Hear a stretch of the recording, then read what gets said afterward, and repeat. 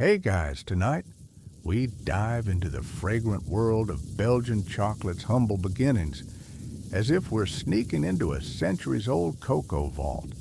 Only without the risk of tripping over a stray cocoa bean. You probably won't survive if you try to taste test your way through a room full of raw nibs, by the way. So before you get comfortable, take a moment to like the video and subscribe, but only if you genuinely enjoy what I do here. I want to know where you're tuning in from and what time it is on your clock, so drop your city and local hour in the comments below. Now, dim the lights, maybe turn on a fan for that soft background hum, and let's ease into tonight's journey together. You close your eyes, and suddenly you're in the steaming jungles of Mesoamerica, where elite Maya priests elevate cacao beans to divine status. They grind those bittersweet seeds into a frothy, spiced drink that only nobility or very persuasive merchants get to sip. You can almost taste the earthy, smoky undertones like a campfire latte fused with chili pepper. Historians still debate whether the Maya used cocoa beans as tribute in daily life or exclusively during sacred temple ceremonies. But either way, you can bet they weren't casual about their chocolate. Centuries later, those same beans become a form of currency so trusted that you could buy a turkey or even a slave with just a handful of dried nibs. It's one of those strange facts few people know, and I promise no, you can't bribe someone today with cocoa coins at your local farmer's market. Imagine trying that during checkout. I'll have the kale salad, and here's a pound of beans instead of actual money. I doubt the cashier would bite. Fast forward to 1519, when Spanish conquistadors crashed the party. These guys are more interested in gold and glory, but they can't ignore this luscious beverage. Hernan Cortés reportedly served a chocolate-spiced drink to his king back in Spain, complete with vanilla and sugar, to calm down its original fiery kick. That moment marks a popular historical event, the introduction of chocolate to European courts, where it's sipped from porcelain cups, while diplomats negotiate peace treaties. And yes, you're basically reliving that first colonial happy hour, minus the armor and political chaos. Once in Europe, cocoa enters a gilded world of candlelit salons and powdered wigs. Aristocrats parade their chocolate cups like exotic pets, each sip signaling refined taste and zero regard for dental enamel. One little-known trick of the era was rubbing cocoa shells on fatigued muscles. So next time your shoulders ache, feel free to DIY a cocoa scrub, though I can't guarantee Michelin star results. Settling into velvet armchairs, you sense that chocolate is no longer just a drink. It's a social ritual. By the 17th century, the Low Countries, modern-day Belgium, and the Netherlands become key entry points for imported cocoa. Merchants dock in Antwerp, unloading sacks of brittle pods from Caribbean plantations, as if they were treasure chests. You can practically hear the clink of coins and the rustle of silk gowns as chocolate fever spreads through port towns. Those early traders may not have realized they were planting the seeds for Belgium's future reputation as the chocolate capital of the world. Meanwhile, back in ancient Olmec lands, some scholars argue that the original chocolate drink predates the Maya by centuries. Historians still debate whether the Olmecs or the Maya invented the first chocolate beverage, a debate that's spicy enough to rival any chocolate pepper blend. Either way, your mind snaps between two distant worlds connected by nothing more than a humble bean that would one day be rolled, shaped, and flavored into the treats we know and love.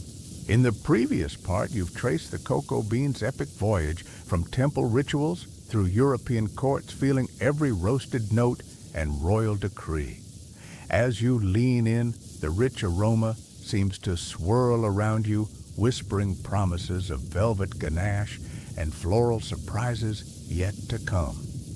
Next up, we'll slip into the bustling streets of Bruges, where cocoa meets craftsmanship and a new chocolate chapter begins. Sweet dreams? Well, almost. There's plenty more chocolate history ahead.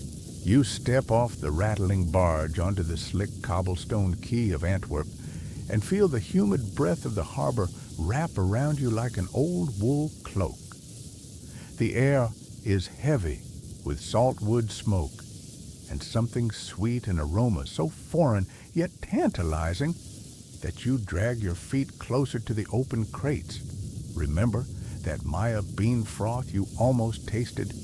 Hear those same beans lie in burlap sacks, their leathery shells whispering secrets of distant rainforests. You hear dock workers grunting as they heave cocoa pods ashore, and for a moment you wonder if you wandered into a spice bazaar rather than the Low Countries. It's 1635, and chocolate has just landed in Belgium. As the sacks are carried into warehouses, you catch the scent of fermented pulp mingling with brine, a smell that prickles your nose and promises adventures for your taste buds. Untrained eyes might mistake those dusty pods for strange gourds, but local merchants have already decoded their value. Each bean inside is worth more than its weight in silver. Strange fact, some Flemish doctors prescribed cocoa-infused tinctures as a cure for melancholy and digestive woes, believing the bean's hot quality balanced humors. You might chuckle at the idea of swallowing chocolate medicine today, although a spoonful of smooth ganache might still lift your spirits. Peering down the dimly lit warehouse aisles, you sense the collision of two worlds. On one shelf, wooden barrels hold salted herrings. On the next, earthenware jars brim with clove and cinnamon. And beneath a tangle of rigging sacks of cocoa, rest on pallets. It's a popular historical event. The Spanish Netherlands, governed by the archdukes, have newly opened trade routes with Seville and Cadiz. And cocoa is the shining star of this maritime exchange. Historians still debate whether Antwerp or Bruges saw the very first shipment of cocoa into Flanders, but regardless of the port, you can almost taste the excitement that ripples through the artisan community. You follow a scrawny apprentice past gilded ledger books, noting tax stamps that brand cocoa as a luxury import worthy of a hefty tariff. Few know that taxes on cocoa once funded municipal fireworks displays, turning midsummer nights into kaleidoscopes of color. Imagine paying your mayoralty dues in chocolate coins, literally cracking open a sack of beans to cover your share. If only your landlord would accept cocoa for rent, you'd be living the dream in a chocolate attic.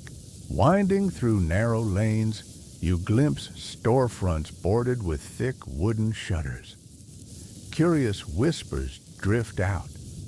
Did you hear they plan to grind cocoa into a paste? They say it cures headaches.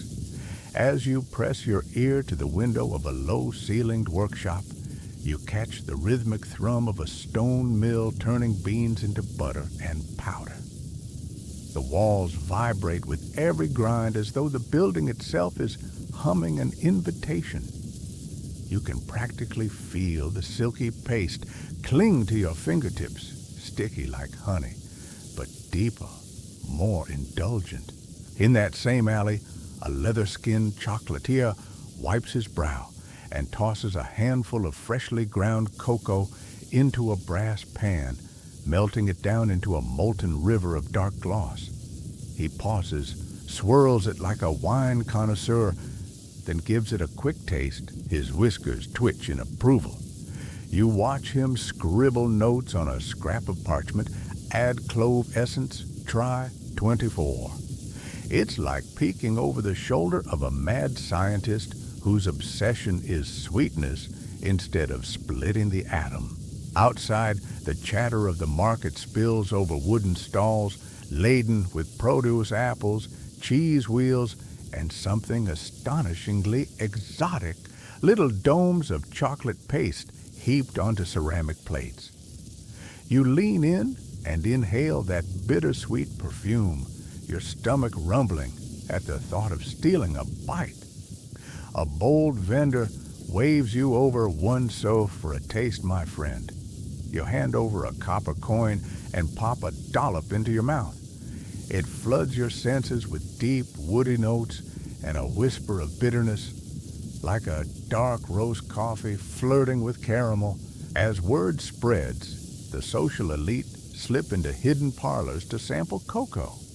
Patrons wrap gloved hands around delicate porcelain cups, marveling at steam curling skyward in languid spirals. They sip and nod as though partaking in a sacred secret society. One countess compares it to the nectar of Bacchus, while a merchant swears it warms his core better than a thick wool cloak on a January dawn. You almost crack a grin imagining modern influencers touting cocoa lattes as the next wellness craze. Underneath the polished veneer lie fierce rivalries. Guildmasters quarrel over milling techniques, arguing whether stone or metal rollers yield the silkiest paste. A few visionaries even experiment with honey instead of sugar, birthing a tangy sweetness that toes the line between sublime and scandalous. You overhear one artisan mutter, "If we infuse it with orange peel, people will think we're poets, not cooks." You'd pay good money to taste test that ode to citrus.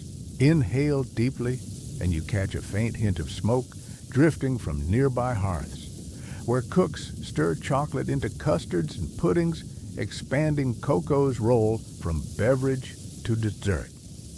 Strange fact, aspiring bakers once dusted cakes with ground cocoa shells. When power was low, though it left an unusual texture that critics described as crispy earth. You giggle at the image of aristocrats nibbling a cake that tastes like a stroll through the garden after a rainstorm. You pause at a crossroads where a hand-painted sign depicts a cocoa pod halfway open, exuding steam. It's a landmark guiding patrons to the city's first chocolate house, though that tale belongs to the next chapter. For now you bask in anticipation and fingertips tingling from all the beguiling aromas. Your ears still ring with the clatter of wooden shoes and the purr of ship rigging above. As you stroll away from the quay and into the warming glow of late afternoon sun, you realize cocoa has woven itself into the fabric of Belgian life. More than a curiosity, it's a promise of comfort and delight. Ahead lies the threshold of true craftsmanship, where chocolate stops being a novelty and becomes an art form. Soon, you'll step across that threshold and witness the rise of chocolate houses in Bruges houses where every swirl, scoop, and whisper of flavor coalesces into pure magic. And so, with the tang of sea salt still on your lips and the memory of that first bittersweet taste lingering like a half-forgotten dream, you head toward your next destination, a wooden door bearing a gilded pod crest, behind which awaits an alchemy of sugar cream and inspiration. The journey continues. You push open the heavy wooden door marked with a gilded cocoa pod and step into a hushed sanctuary where the scent of melted chocolate wraps around you like a comforting blanket. The low ceiling is crisscrossed with dark timber beams, and flickering lanterns cast dancing shadows across stone walls lined with copper pans. You drag your feet toward a long varnished table where master chocolatiers dressed in crisp white smocks stand behind rows of marble slabs dusted with cocoa powder. It's 1607, and the very first chocolate house in Bruges has just opened its doors, a popular historical event that catapults chocolate from mere curiosity into refined social ritual. You probably won't survive if you try to sample every ganache swirl on display, but that won't stop you from eyeing each bowl with the intensity of a detective at a crime scene. The air vibrates with muted conversation, hushed gasps at new flavor experiments, low chuckles over culinary gossip, and the rhythmic tapping of wooden paddles against steaming bronze melting pots. You can almost feel the gentle tremor of tempering chocolate, warm, silky ribbons cascading over cold marble like lava meeting ice. A light joke bubbles up. This is smoother than your Wi-Fi connection on a good day, you think, marveling at how artisans coax cocoa from bitter bean to velvety delight. Your fingertips itch to touch the marble slab, but you resist, and honestly, you'd have to wipe your drool off the edge before you started any serious work. You wander past shelves of glass apothecary jars filled with exotic spices, pink peppercorns from Peru, clove buds from the Spice Islands, and a curious vial of ground lavender tucked in the corner. A chocolatier leans forward and offers you a sniff, just a whiff of jasmine-infused dark chocolate, and you swear the lantern flame flickers in approval. Strange fact, some early customers believed that a single bite of flavored chocolate could cure insomnia, so they'd sneak out of bed for a midnight taste test. You imagine modern insomniacs trading melatonin for truffle boxes and snickering at their own well-rested reflection. At the far end, a chalkboard announces today's menu: orange zest ganache, a daring chili chocolate sip, and your imminent destiny: lavender hinted truffles. You catch the glint of powdered sugar swirling through the air as assistants roll ganache centers into perfect spheres and dust them with fine cocoa. It's like watching skilled ball players practice, except these balls melt if they're handled too roughly. You almost lean in too close, only to catch yourself and think, you're not a competition winner here, just a lucky spectator. Behind the counter, a kindly chocolatier named Anselm beckons you close. He dips a finger into a pot of molten dark chocolate, swirls it in a glass of hot cream, and hands you a spoon. You cradle the porcelain utensil between your palms and taste the mixture, rich, bittersweet, and whisper thin on your tongue with a smoky finish that teases your nostrils like a distant campfire. You nod appreciatively and quip mentally, better than any energy drink I've tried, as word spreads through Bruges. Noble patrons slip into velvet chairs on tasseled cushions, leaning back to savor cups of warm chocolate while playing card games or sharing whispered secrets. In one corner, two sisters giggle over a scandalous tale involving a duke and a runaway silk scarf. Historians still debate whether that anecdote is true or just chocolate-fueled gossip. A light chuckle escapes you as you imagine social media influences of the era, chocolate high society, anyone. One striking detail: few know artisans would occasionally add crushed beetles as shells to intensify red hues in certain chocolate coatings, an eyebrow-raising fact that makes you rethink your morning smoothie. You catch yourself glancing at the smooth, deep brown confections, half expecting them to shed a tiny crimson wing. The chocolatier notices your look of mild horror and assures you the beetle shells are perfectly safe and historically authentic, they say. You force a polite smile and silently vow to stick to lavender truffles.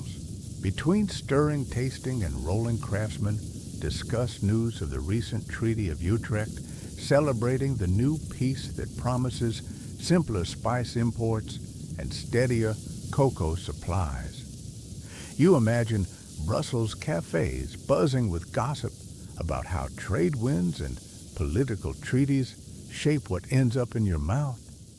A playful thought flits through your mind. If only my internet speed were decided by treaties, I'd have Wi-Fi that actually works. Gathering your courage, you edge closer to the display table where truffles hover on silver platters like precious jewels. Each sphere gleams under the lantern light, dusted with lavender petals that look like tiny purple comets.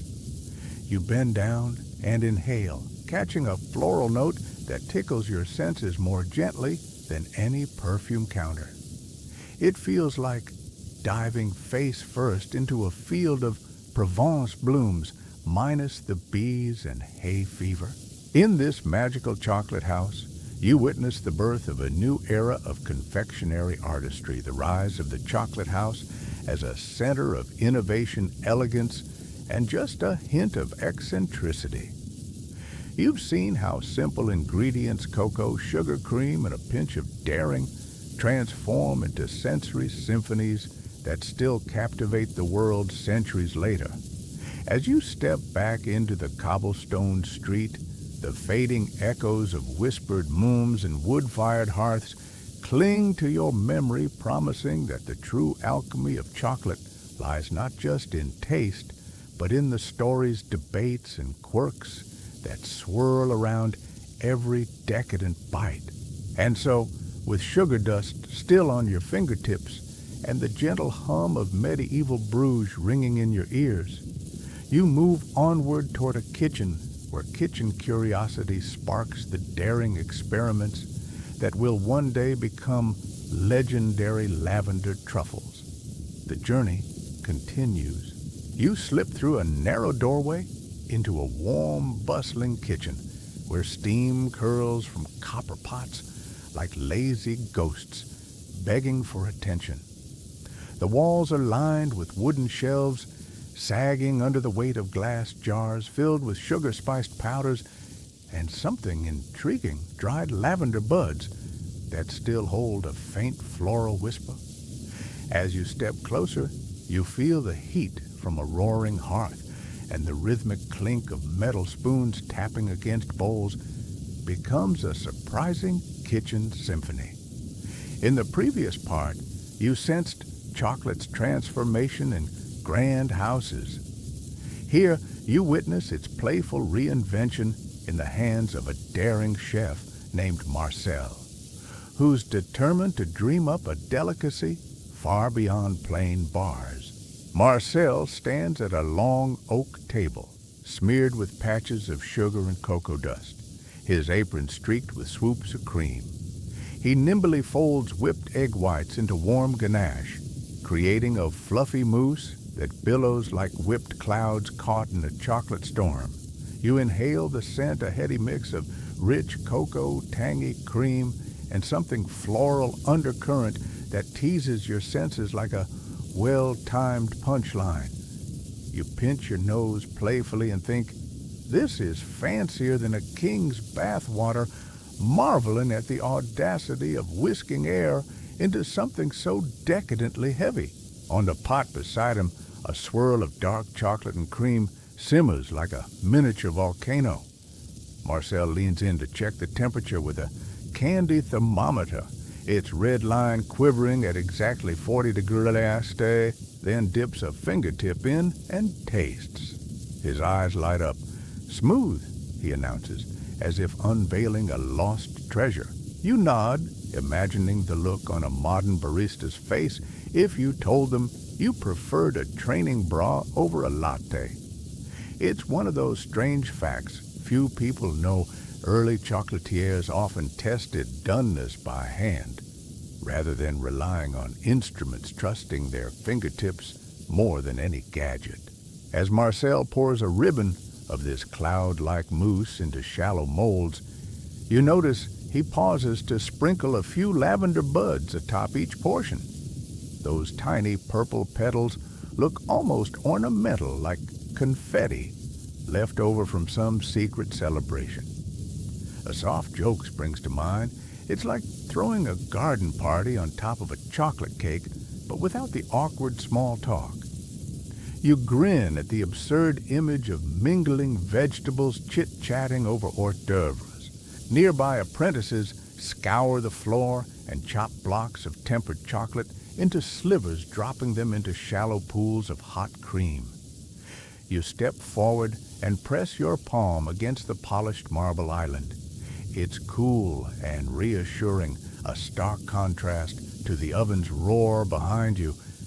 You remember the gentle hum of tempering from the chocolate house, and here that vibration feels more playful, a tactile invitation to join the experiment. A stout wooden barrel in one corner rattles every few seconds, a curious contraption designed to roll ganache centers against chopped nuts and spices. You peer inside and catch sight of miniature spheres tumbling over one another like playful puppies in a bath. A light joke bubbles up. If these truffles had tails, they'd all be wagging, making you suppress a laugh so you don't startle the chef. Leaning against the wall is a framed proclamation, Royal Kitchen 1705, marking the year the Belgian court first commissioned bespoke sweets for state banquets. That's your popular historical event news. Of this royal endorsement sent confectioners scurrying to innovate or be left out of palace menus. Historians still debate whether the king's decree referred specifically to flour-infused treats or aimed at introducing spices like nutmeg and cinnamon. Either way, that royal nod ignited a frenzy of culinary curiosity that chefs like Marcel still chase centuries later. You wander over to a gleaming copper pan where slices of candied orange peel swim in a syrupy bath. The air thickens with citrus sweetness, and you inhale so deeply your chest threatens to burp. You catch Marcel's eye and mime a thank you, earning a conspiratorial wink. He ladles a spoonful into your palm, sticky tart and bright enough to contrast any dark chocolate you've ever tasted. You pop it into your mouth and savor the zing of orange, thinking, it's like sunshine after a month of rain, except more edible. Behind you, someone tosses a handful of toasted almonds onto a slab of ganache, creating a molten bark that crackles under the chef's thumb. You lean in to catch the sound, a crisp snap that echoes off stone walls, and marvel at how texture can transform the whole sensation. Strange fact, some pioneering cooks mixed stale breadcrumbs into ganache to stiffen it when sugar was scarce, yielding a curious crunch that Victorian gourmands politely described as rustic. You shudder at the thought of biting into sawdust masquerading as sweetness. Marcel wipes his brow and nods toward a small rack holding metal cylinders filled with liquid chocolate and lavender tincture. His latest experiment, layering a soft lavender-infused ganache core inside a crisp chocolate shell, creating a textural surprise that makes your mind tingle. He lowers one mold into a bath of tempered chocolate and lifts it out in one smooth motion. The glossy orb looks like obsidian glass scattered with purple stardust. You want to reach out and spin it like a planet in miniature, imagining your finger leaving a cosmic trail. While you watch, a servant enters bearing word that the Duke of Brabant himself requested an afternoon tasting of Marcel's creations at his summer villa. The news sends a ripple of excitement through the kitchen. Chefs pause, spoons hover, and the room hums with possibility. If the Duke approves, demand for these confections might soar beyond Belgium's borders. You feel the air crackle like static before a thunderstorm, not thunder, but the sudden electric thrill of success. Marcel pauses mid-gesture and glances at you as though gauging whether you're ready to taste the pièce de résistance. He scoops a small lavender truffle orb into a porcelain spoon and hands it to you. The cool shell gives way under your teeth, and a fragrant mist of floral essence meets a river of creamy ganache that floods your senses. It's at once soothing and surprising, like discovering your favorite melody has a secret second chorus. You catch yourself grinning so wide you worry your cheeks might split. In that moment, standing amid flickering flames, clinking spoons, and lavender-scented chocolate dreams, you realize that curiosity in the kitchen is more than a spark. It's the fuel that turns humble beans into edible poetry. You step back, brushing a smudge of cocoa from your fingers, and prepare to follow Marcel as he packages his treasures for the Duke's carriage. The journey of flavor experimentation continues, and with each new twist, Chocolate's story grows richer and more enchanting. You slip back into Marcel's workshop just as dawn's first light filters through soot-streaked windows, bouncing off copper pans and illuminating a heavy wooden table dusted with cocoa powder. There, nestled among half-melted blocks of chocolate, you witness the alchemy of shape-take form. Small, irregular spheres of ganache tumble across a coarse cloth, each rounded by gentle hands until they resemble the rough mounds of woodland fungi.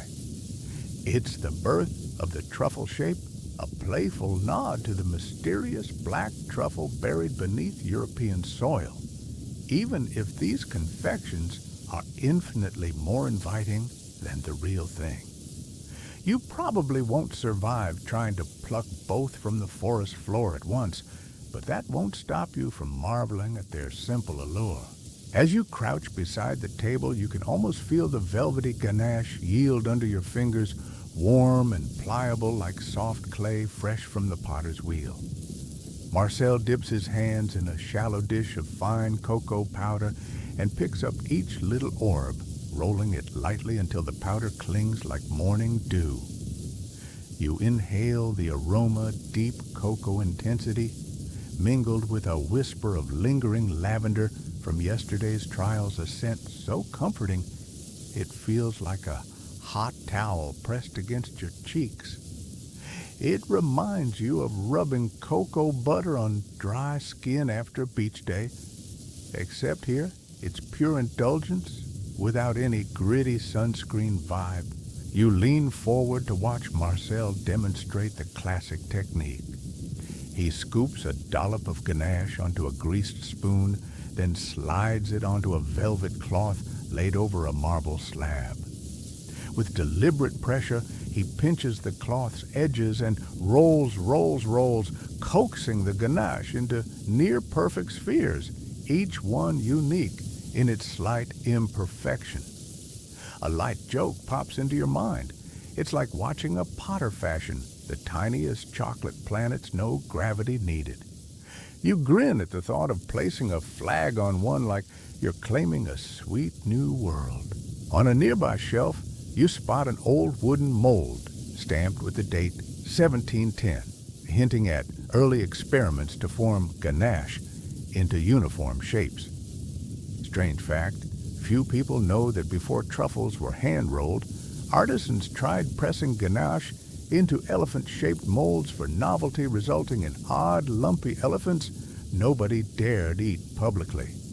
Imagine offering your guests a trunk-shaped chocolate and watching them wrestle with a phantom elephant in their mouth. Definitely not your average canapé. Today's popular historical event echoes in this room. Word has spread that at the 1725 Brussels Carnival, the newly minted truffle spheres stole the show at masked balls, eclipsing even the starched collars and feathered masks. Guests spooned them into their mouths as though sampling enchanted forest treasures, while jostling crowds vied for the last orb dusted in sugar. You can almost hear the roar of laughter and the shuffle of silk gowns, the air tinged with chocolate and anticipation. No need for modern festival wristbands, just a cocoa-stained finger to prove you were there. Historians still debate whether the first true chocolate truffle originated in Brussels or Ghent. Some point to a Ghent chocolatier who claim to have invented the shape a year earlier, while others credit a Brussels kitchen that refined the recipe with cream and butter. This murky provenance only adds to the legend as scholarly quarrels sometimes rage louder than kitchen utensils clattering.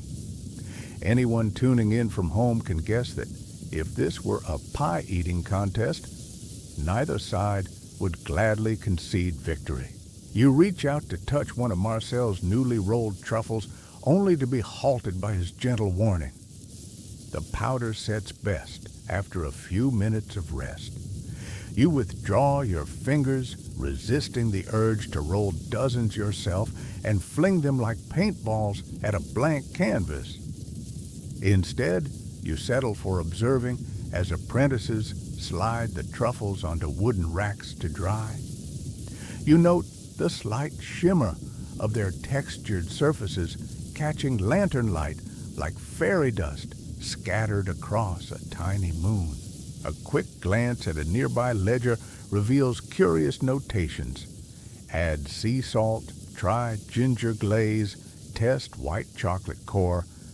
You tuck these suggestions away like mental postcards reflecting on how a simple sphere can hold so many possibilities. Even now, craftsmen debate whether to coat truffles in tempered chocolate or leave them naked in cocoa. You think it's like choosing whether to wear a tuxedo or just the bow tie both work, but the vibe changes dramatically. Amid this creative frenzy, you recall the simplicity of the earliest ganache experiments, just cream and dark chocolate now blossoming into a confection that mimics forest fungi in both form and mystery. You almost expect a tiny mushroom sprout to peek through the cocoa dust. A light joke drifts up. If these truffles had roots, they'd grow on my desk. You laugh softly, mindful of the hushed respect swirling around the table. As apprentices finish the last batch, Marcel sweeps the cloth aside, revealing rows of pristine spheres. He selects one piers at the gentle indentation where his thumb pressed too hard and sighs with pride. Then he hands it to you on a small silver spoon.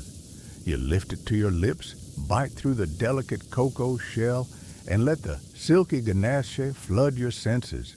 It's earthy, intense, and faintly floral, a perfect balance between robust chocolate and that signature whisper of lavender.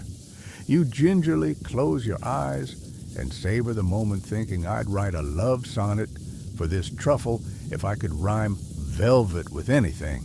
In this quiet triumph, you realize the true magic of the truffle shape. It's not just a form, but a vessel for surprises, peppery centers, citrus zest, crystallized spices, or lavender-infused ganache. Each sphere is a tiny universe waiting to unfold. And as you step back, fingers lightly tinged with cocoa, you glimpse a letter sealed with purple wax on Marcel's desk. It's an invitation to present these truffles at the Duke of Brabant's Winter Gala, where whispers say even foreign dignitaries will line up for a taste. In the previous part, you watched the daring chef dream up new textures. Now you've seen how a simple roll transforms ganache into an icon. Ahead lies the next chapter, the surprising dance between lavender's floral grace and chocolate's deep embrace as artisans push boundaries even further. The journey continues. In the previous part, you witnessed ganache spheres take shape under the soft glow of lanterns and the gentle hum of a rolling barrel.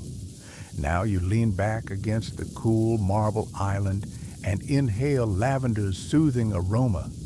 The air is perfumed with a delicate floral hush that tickles your nostrils like a velvet kiss. And for a moment, you close your eyes and drift into a purple reverie. You probably won't survive if you try bottling the entire bouquet of Provence lavender in one breath.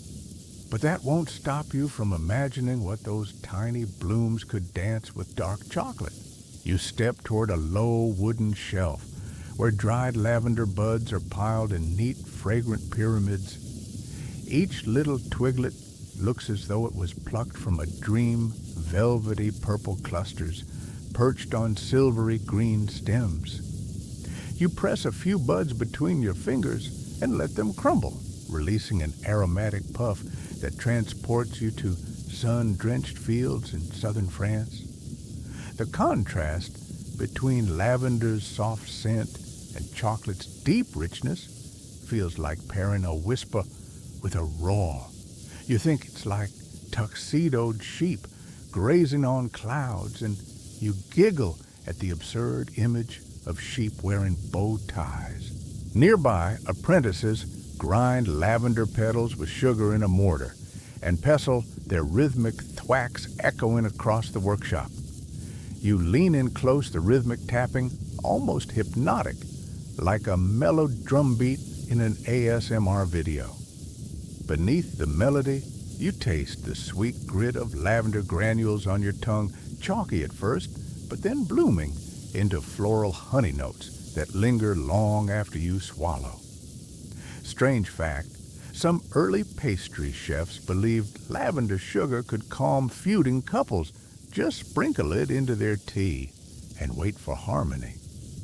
You imagine telling modern couples to add a teaspoon of lavender sugar to their coffee. Instead of arguing over the remote control, the room brightens as a lantern-wielding messenger steps through the door bearing word that the first lavender harvest of the season arrived by boat from Marseille. You watch as sacks stamped Lavande de Provence are carted in on a hand cart, their labels boasting sun-ripened aromas and artisanal pedigree. Today's popular historical event unfolds before you, a trade agreement signed in 1741 that allowed French lavender producers to ship essential oils directly to Belgian chocolatiers, forever changing the flavor frontier. You almost laugh, thinking how complicated coffee trade rules are today. Imagine needing an international treaty just to get your latte flavored right. You drift toward a polished copper cauldron where Marcel's latest experiment simmers a silky ganache folded with lavender-infused cream. The mixture swirls like lilac mist, and you watch rivulets curl slowly down the cauldron's interior, leaving streaks of pale purple against molten brown. You press your palm to the warm metal-feeling vibrations that stir goosebumps along your arm. A light joke drifts into your mind. This is smoother than my morning hair, reminding you that even a master chocolatier can't tame every wild strand. A kindly apprentice offers you a taster on a porcelain spoon. You cradle the handle between your fingertips and lift it to your lips. The ganache is whisper-thin and silky, its lavender notes weaving gracefully through the chocolate's earthy backbone. You close your eyes and let the flavors unfurl like petals, a bright floral top note, a creamy heart, and a lingering chocolate finish that wraps around you like a soft blanket. You quip silently, if this were a movie, it'd win Best Picture for Best Smell. On a nearby bench, a leather-bound folio lies open, detailing recipes and notes in looping script. You skim lines that mention purple haze ganache and instructions to test ratios 2 parts chocolate to 1 part lavender cream, or perhaps 3 to 2 if you prefer a bolder floral punch. Historians still debate whether the first lavender chocolate ratio was 1:1 or 2:1, and scholars argue passionately over whether bourbon or Provençal lavender yields a more elegant flavor. You grin at the mental image of academic experts in powdered wigs, furiously clashing over petal percentages. As you read, you notice marginalia suggesting curious tweaks, a pinch of thyme to add earthy depth, a drop of rose water for extra romance, or a whisper of mint for a cool afterglow. You wonder what might happen if you added a dash of sea salt. Would it sharpen the floral notes or just taste like a salty soap? You decide to leave that experiment to the fearless few. After all, some strange facts are best left as footnotes in culinary lore rather than Sunday brunch disasters. A soft murmur rises behind you as a small group gathers around a long table sampling lavender-infused ribbons of chocolate bark. You join them picking up a slender shard and biting. The snap is crisp, the texture yielding, and as you chew, lavender's subtle perfume flirts with the chocolate's dark intensity. You wonder if bees would mistake these shards for nectar. Yet another strange fact: some chocolatiers once invited live bees into their shops to teach apprentices about authentic lavender fragrance.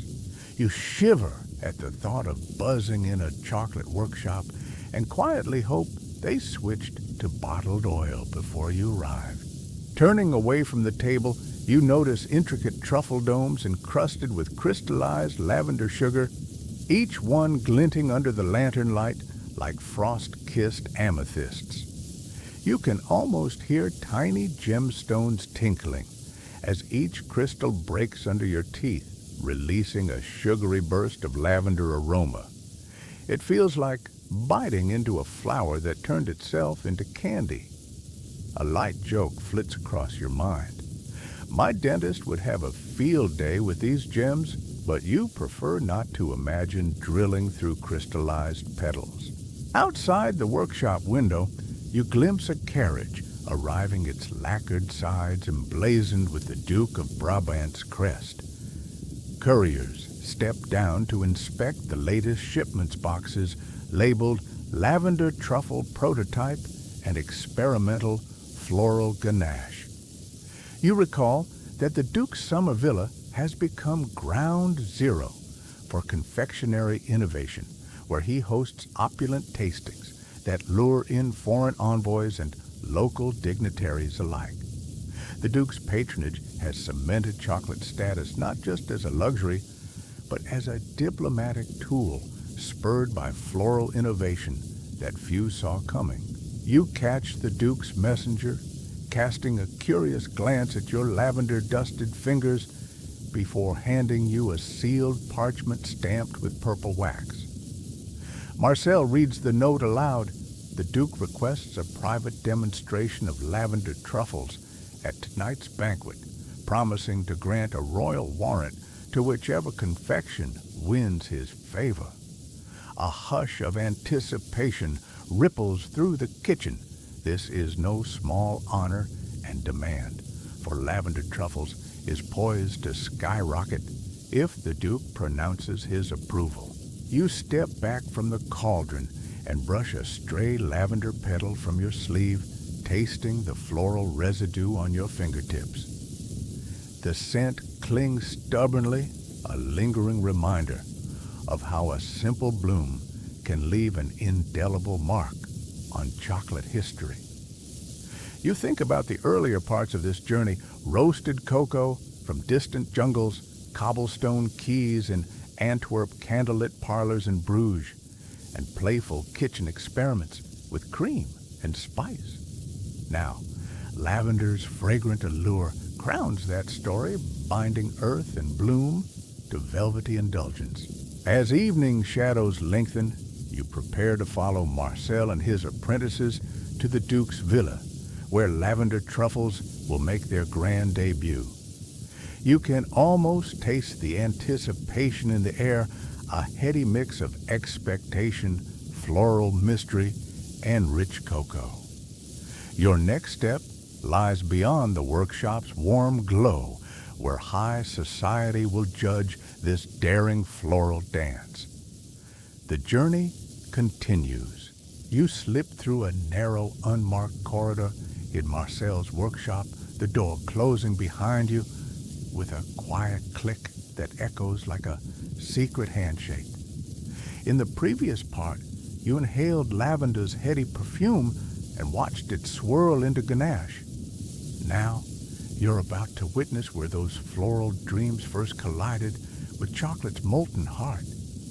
The hallway is dimly lit by a single lantern swinging overhead, its amber glow flickering across jars of curious ingredients stacked on dusty shelves. You probably won't survive if you mistake the dried petals for tea.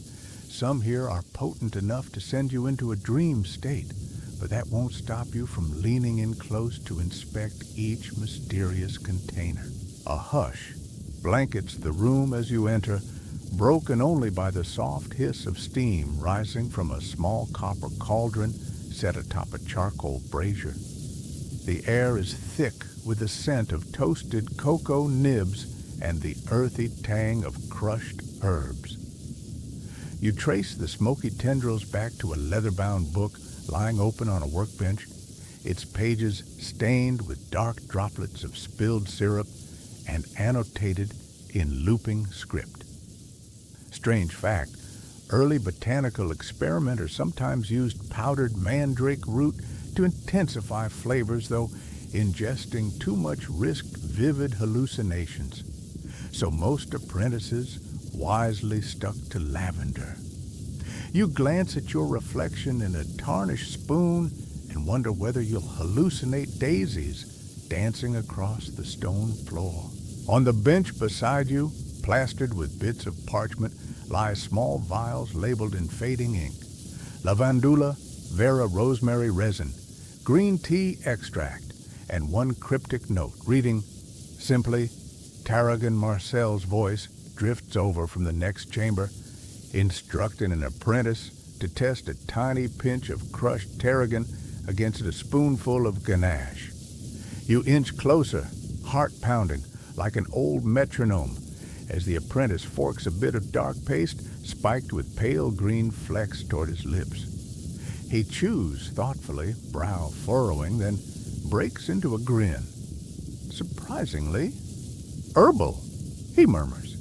You think that's one way to make your salad jealous. A battered wooden crate in the corner slams as the door opens briefly, admitting a gust of cool air and a caravan of new botanical samples, jars of powdered rose petals from Bulgaria, orange blossom water from Andalusia, and something called violet essence that smells like late spring rain.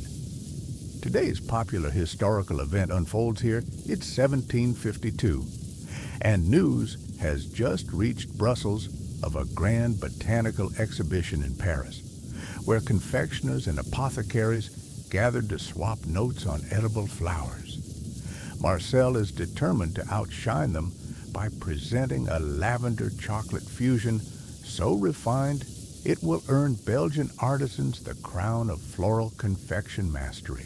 You crouch to read the margin of a notebook where Marcel scribbled Combine Rose and Lavender Test 1-2 ratio. Danger perfume overload. Historians still debate whether this very backroom workshop invented the first multi-flowered truffle or whether a rival chocolatier in Ghent beat them to it by a matter of weeks. Some claim Ghent's recipe was merely a novelty, while others insist it set the standard for true botanical artistry. Either way, you feel the weight of that debate in the air, as palpable as the steam curling around your ankles. Marcel emerges from the adjoining room, wiping soot from his brow, and beckons you closer. He holds a glass vial of deep purple liquid lavender distillate and a second vial containing golden-hued honey infused with thyme. With a deft flick, he drips a drop of each into separate bowls of melted chocolate. The mixtures fizzle and hiss as the oils meet the cocoa butter, creating wisps of vapor that carry faint floral notes. You inhale deeply, your senses tingling, and mentally quip. This is like a perfume counter crashed into Willy Wonka's factory. Next, Marcel invites you to sprinkle crystallized lavender sugar atop one bowl and dust citrus zest across the other. The contrast between coarse crystals and bright zest shimmers under the lantern light, each test batch promising a unique sensory voyage. You dip a slender spatula into the lavender chocolate bowl and taste the dark chocolate is lush and pillowy. The lavender floral notes crisp and clean, and the sugar crystals crackling like miniature tinfoil pops beneath your teeth. It's at once soothing and exhilarating, like a secret garden serenade. Across the room, another apprentice tests an audacious blend cocoa ground with violet petals and a hint of pink peppercorn.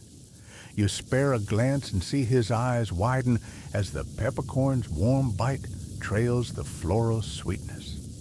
Strange fact, some confectioners once added crushed beetroot to amplify color, resulting in truffles so vivid they glowed under candlelight, though many guests suspected sorcery. You stifle a chuckle picturing a medieval soiree where people whispered about glowing sweets and cursed gourmands. As the back room fills with quiet murmurs of approval and the clinking of spoons, Marcel steps back to study a row of sample cups lined up like tiny chalices. He murmurs, "Balance is everything too much flour, and the chocolate loses its depth. Too little, and it's just a scented afterthought." You nod, recalling every trial and triumph you've witnessed so far from cocoa's arrival in Antwerp to the first tentative lavender folds in ganache. This moment feels like the culmination of years of curiosity distilled into a single fragrant test. A sudden knock at the outer door jolts you both. A messenger slips in, bearing a gilded envelope sealed with the Duke's crest. Marcel breaks the wax with a flourish and reads aloud, "The Duke requests samples of these secret botanical truffles at tomorrow's winter court feast, promising to commission an exclusive recipe if one wins his favor." A hushed excitement ripples through the back room. This is the opportunity every chocolatier dreams of, the chance to secure royal patronage and immortalize their flavor innovations. You straighten up, brushing cocoa dust from your sleeves, and lock eyes with Marcel. There's a shared thrill in the air, electric and heady, like the first crack of a tempered chocolate shell under a precise tooth. He gestures toward the assembled vials and bowls. "Choose wisely, friend. Tomorrow, these experiments might grace the Duke's table." You feel the gravity of that moment, knowing that one spoonful of the right botanical blend could change chocolate history forever. With that, you slip back through the candlelit corridor, the door closing softly behind you. The hush of the back room remains a sanctuary of clandestine creativity, where flowers, herbs, and chocolate waltz in whispered harmony. Ahead lies the public debut, tomorrow's gala, where lavender truffles born of secret botanical experiments will either triumph or fade into obscurity. The journey continues. You slip through a velvet-draped archway into the Duke of Brabant's private kitchen, where the glow of brass sconces reveals rows of copper pots and steam rising like whispered secrets. The air is thick with anticipation and the faintest trace of lavender, as though the walls themselves have absorbed the floral scent from yesterday's trials. In the previous part, you witnessed clandestine botanical experiments that pushed chocolate to its limits. Now you're about to hear the very words that will codify those daring flavors into the first official lavender truffle recipe, spoken in hushed tones that feel more like a pact than a cooking instruction. A stout, silver-haired head cook named Eloise beckons you. Close her powdered wig bobbing as she leans in to murmur the recipe into your ear. You strain to catch every syllable as though eavesdropping on a royal conspiracy. Take 1 kilo of dark coverture chocolate. She breathes her voice low enough that only you in the moonlight see her lips move. Gently heat 400 milliliters of cream with 15 grams of crushed lavender buds, preferably true lavandula angustifolia, over low embers for exactly 10 minutes. Strain, then pour over finely chopped chocolate, stirring until it surrenders into a smooth ganache. Cool until firm, then roll into spheres and dust liberally with sugar steeped in lavender oil. You nod, jotting mental notes faster than a scribe on a deadline. As you step back, you notice Eloise's apprentice dipping his finger into a bowl of cream steeped with lavender. He pops a drop onto his tongue, his eyes fluttering as the floral perfume unfolds into a luxurious velvet texture. You mentally quip, "This is like a spa treatment for your taste buds," and wonder if the royal footman will later bathe their aching feet in leftover ganache. Strange fact, early chocolatiers sometimes recommended using the steeped lavender cream as a restorative foot soak after hunting excursions, believing it soothed tired calves and cured mild sunburns. You picture noblemen hobbling into court with cocoa-scented socks and stifle a laugh. Eloise guides you to a polished marble countertop where 5 uniform spheres of ganache rest, each waiting for its dusting. She sprinkles lavender-infused sugar over the first 3 taps, a pinch of sea salt onto the 4th, and leaves the 5th bare as a control. Beside them, she places 3 delicate silver boxes stamped with the ducal crest. "Only the finest will reach His Majesty," she whispers.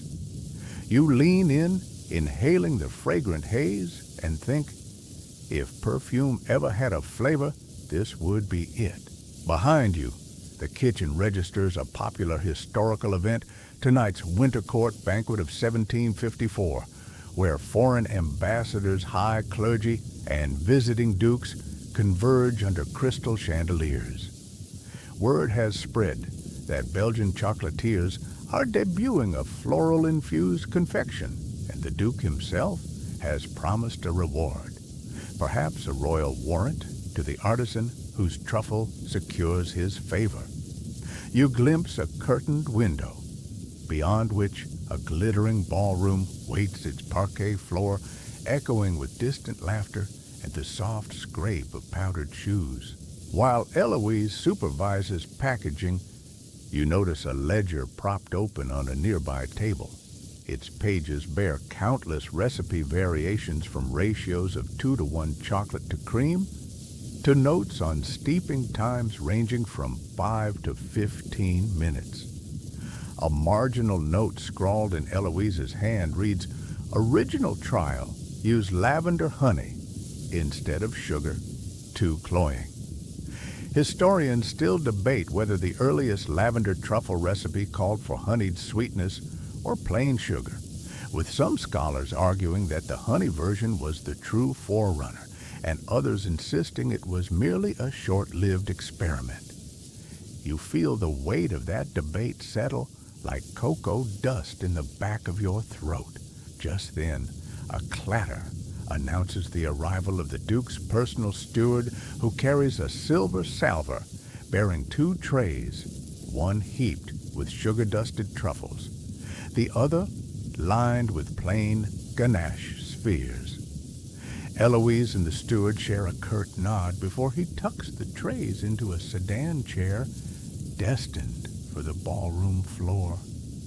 You can almost hear the soft murmur of wine goblets and the drone of polite conversation awaiting those delicate bites.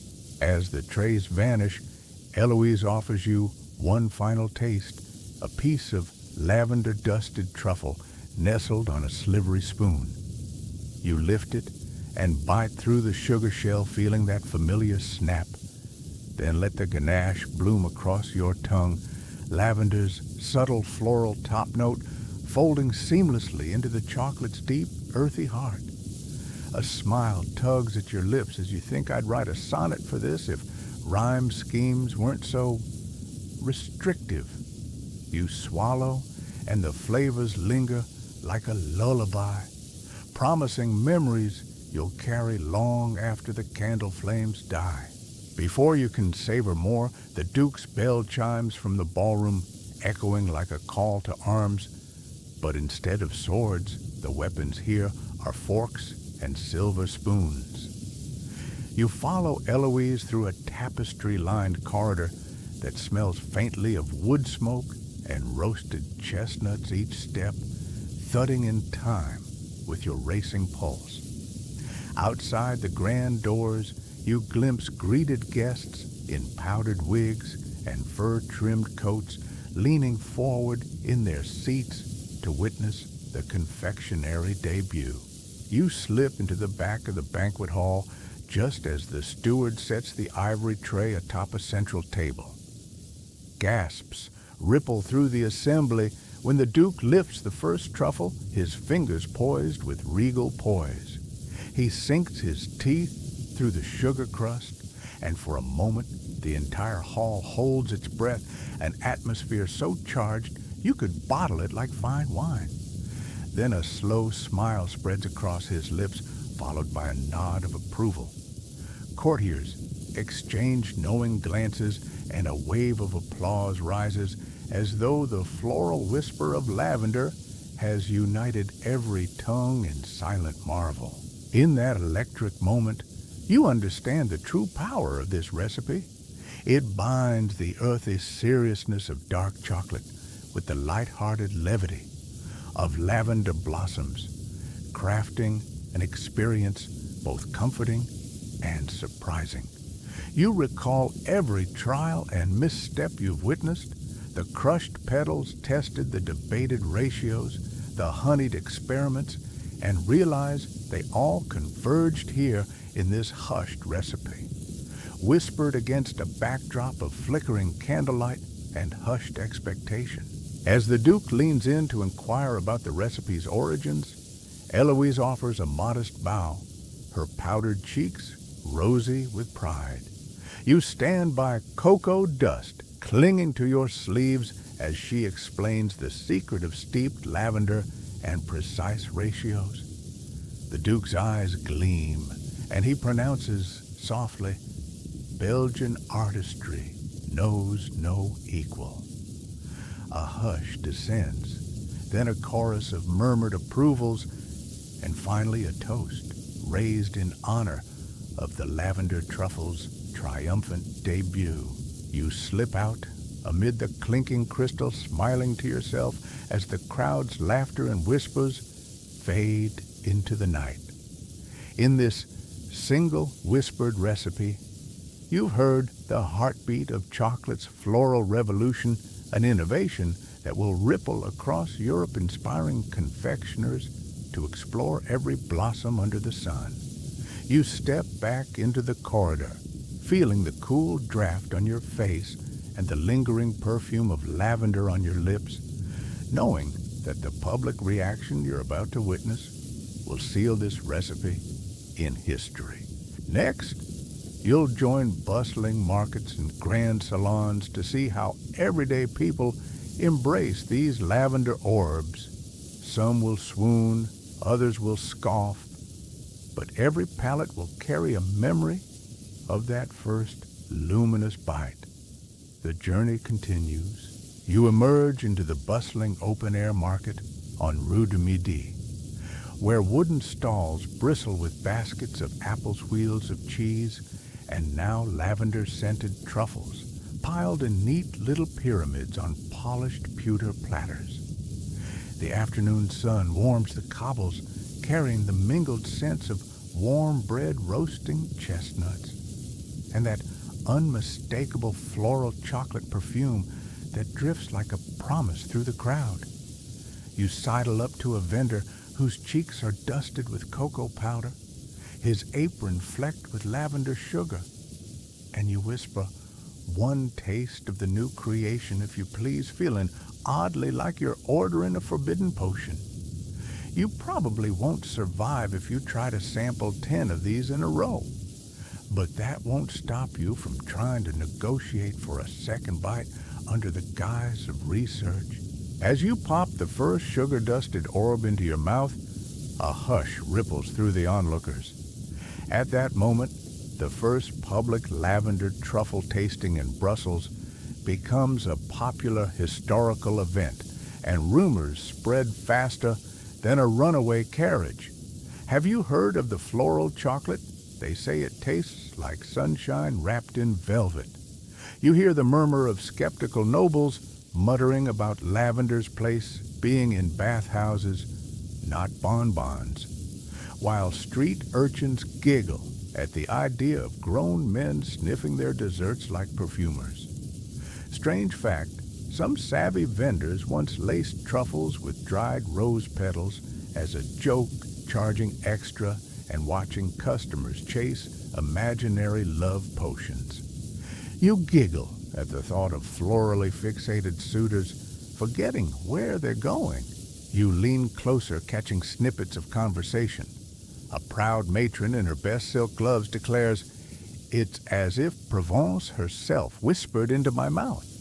Beside her, a bearded scholar strokes his chin and pronounces, "Historians still debate whether Brussels or Ghent should claim credit for this floral twist, yet on my tongue it matters not." You grin at that concession, imagining academic squabbles over cookie crumbs. Meanwhile, a curious apprentice dips a truffle in a small dish of sea salt at your urging, and the resulting dance of sweet floral and salty sparks, a delighted laugh from you. It's like bridging two feuding kingdoms with one tiny sphere. At the next stall, you watch businessmen in powdered wigs barter for entire boxes, one lad rewarding his partner with a flourish.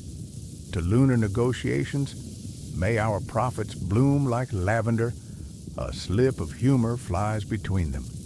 But you catch a note of genuine awe as they bite into the confection. A light joke flickers through your mind.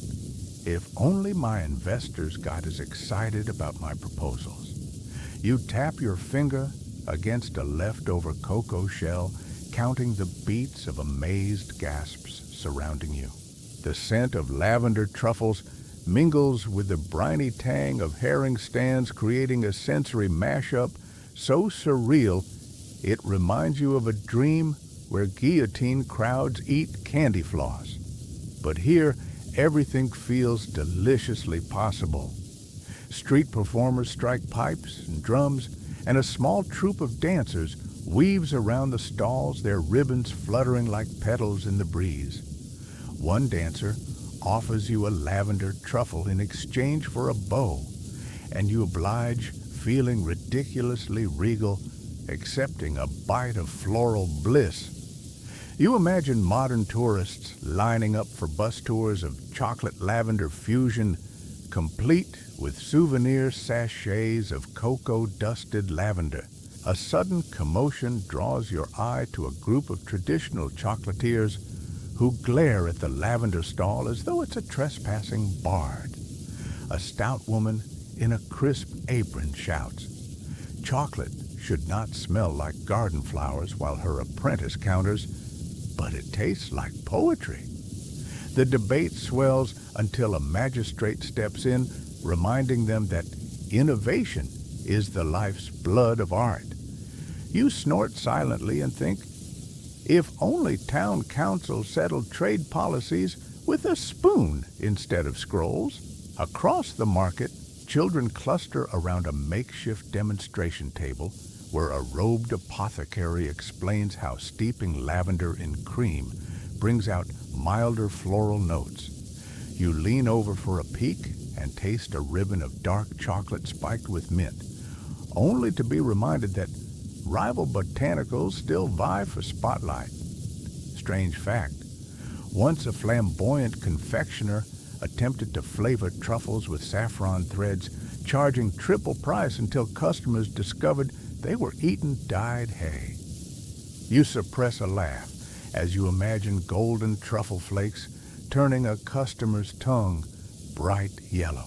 By late afternoon, the sun dips low enough to cast long shadows across the stalls, and the lavender truffle vendor sweeps up unsold odds and ends to gift to humble pickpockets lounging by the fountain. You approach, and a scrappy boy offers you his share with a sly grin, trading truffles like precious gems.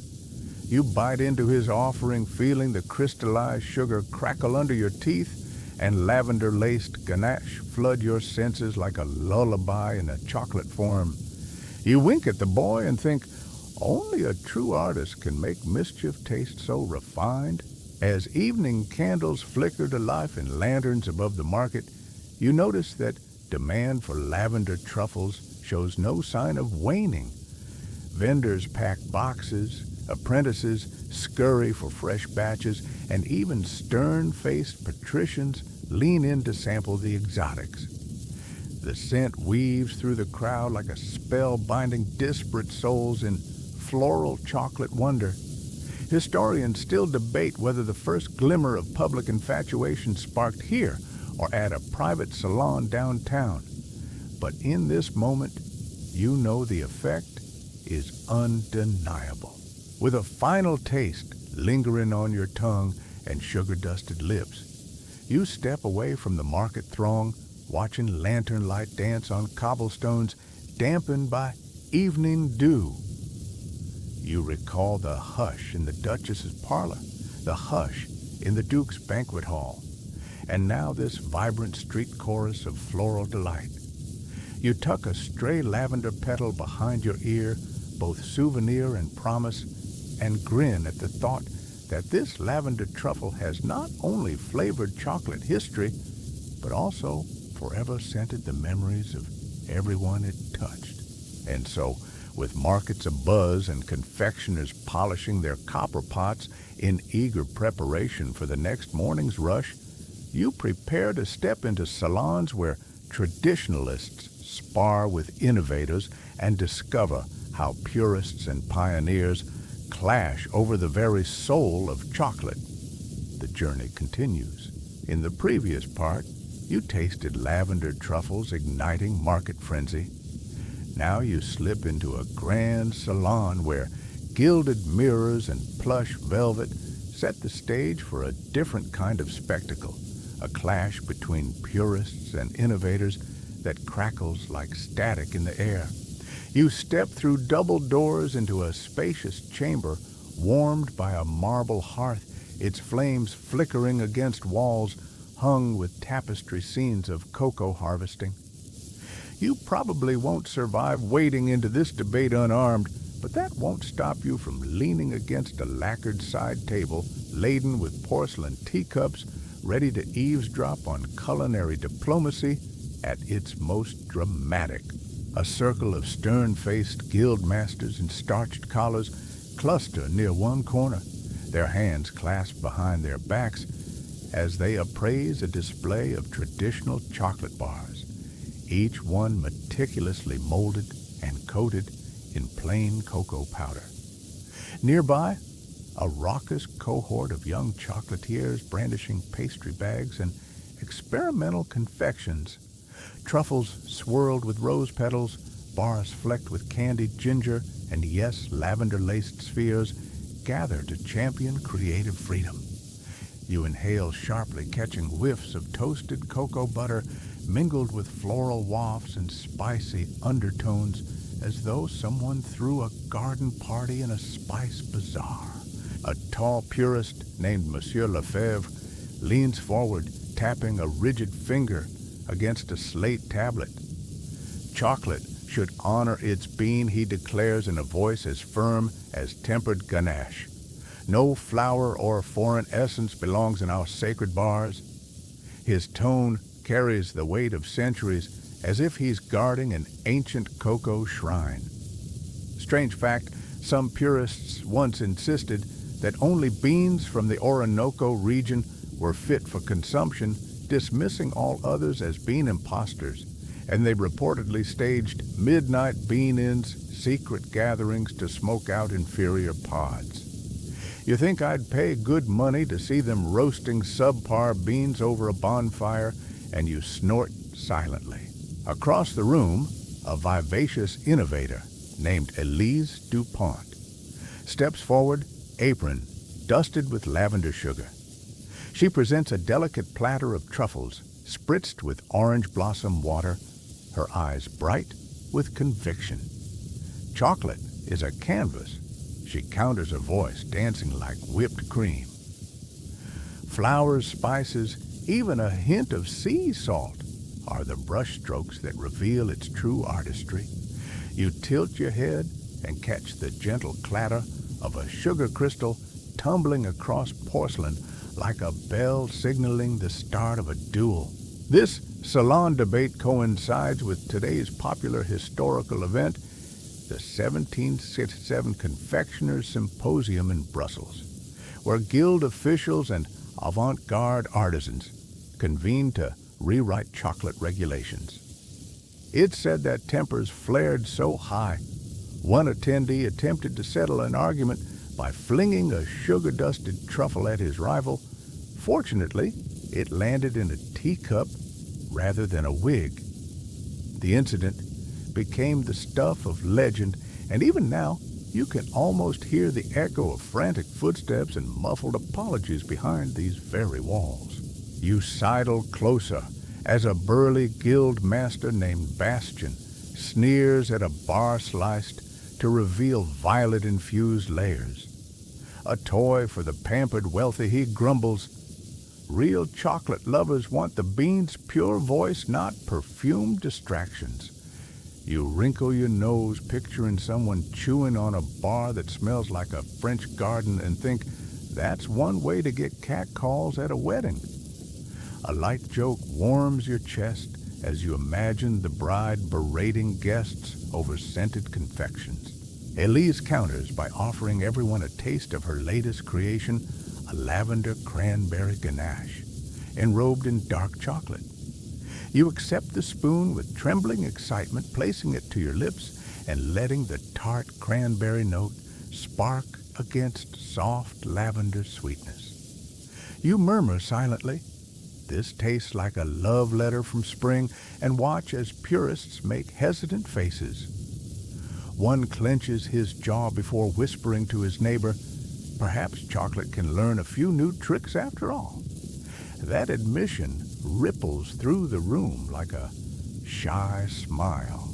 A leather-bound copy of the Guild bylaws rests on a velvet cushion nearby, its pages yellowed and edges frayed. You skim a passage declaring that no substance other than sugar cocoa and vanilla may adulterate the noble bean. Then note a handwritten annotation in small script, "Exception rosewater for ceremonial use only." Historians still debate whether that marginal note was a genuine concession or a prank by a mischievous apprentice. You smirk at the thought of someone slipping rosewater into the rulebook as a dare and think rules are like soufflés, delicate, easily sprung. Amid the verbal sparring, you spot a pair of diplomats from neighboring provinces cornered at a side table sampling truffle bites. They exchange knowing glances while nibbling thin lavender shards, their eyebrows raising in delightful surprise. You sidle over and murmur, "If your country's politics were this sweet, I'd send you all gifts." They laugh softly, explaining that after yesterday's banquet, they petitioned their courts to sponsor botanical chocolate research. You poke your finger into a bowl of crystallized lavender sugar and taste a sparkly whisper of floral sweetness, just enough to calm the guild master's frowns. A young apprentice named Henry, clearly torn between tradition and innovation, hovers near a steaming pot of saffron-infused hot chocolate. He hesitates, cup trembling in his hands, then takes a courageous sip. His eyes widen, and he utters, "It's paradoxically perfect." The room falls silent as even the staunchest purists mull his words. You chuckle thinking, if ambition were a flavor, it'd taste like that saffron swirl. Overhead, servants glide in with trays of plain, dark chocolate lattes for the purists and floral-infused variants for the innovators. The soft clink of cups mingles with murmurs of approval and doubt, creating a symphony of edgy diplomacy. You press your palm to the cool windowsill, tasting the mingled aromas through the glass, and wonder if coffee houses next door are eavesdropping on this confectionery standoff, plotting their own flavor coups. A sudden gust of wind rattles the window panes, scattering a sheet of rose petals across the marble floor. The petals drift toward the gathered group like confetti, prompting a collective gasp. Someone jokes. The flowers themselves demand representation, and laughter ripples through the chamber, melting the tension for a heartbeat. You smile wryly, realizing that chocolate and flowers share a surprising power to unite even the most rigid minds. As voices rise again, you notice a parchment pinned to the wall, detailing prize categories for the upcoming Royal Exhibition, a contest for the most inventive chocolate confection. The engraving lists separate classes for traditional bars and floral-infused treats, acknowledging both camps. You lean closer, reading the fine print entry, to be judged by a council of esteemed patrons and international dignitaries. You think nothing like a little competition to keep even purists on their toes. You step back, absorbing the spectacled chocolate's guardians guarding purity, adrenaline-fueled rebels painting with petals, and curious onlookers savoring every whim of flavor. The debate swirls around you like a dust storm of cocoa powder and lavender dust, thrilling and unpredictable. A light joke crosses your mind. I'd charge admission, but I'd have to give refunds to anyone who got caught in a sugar avalanche. At last, Monsieur Lefebvre clears his throat. Signaling a truce, each faction will present its champion confection at tomorrow's Royal Exhibition. The salon erupts in polite applause, tempered by anticipation and grudging respect. You pocket a stray lavender bud and glance around, feeling the electric buzz of creative energy, like standing beneath a chocolate waterfall, stirred by botanical lightning. With that, you slip through a side door, the heated exchanges fading behind you. In the quiet corridor, you brush a speck of rose petal from your sleeve and savor the lingering perfume of debate. Ahead lies the Royal Exhibition's Grand Hall, where tradition and innovation collide under crystal chandeliers and candelabra. You step forward, ready to witness which confection will claim glory and how this duel of purists and pioneers will shape chocolate's next chapter. The journey continues. You slip into a dimly lit archive hidden behind the bustling chocolatery, where the scent of aged paper and powdered sugar mingles in the air like a dusty cookbook dipped in ganache. Rows of leather-bound tomes line the oak shelves, their spines creased from centuries of flip-throughs.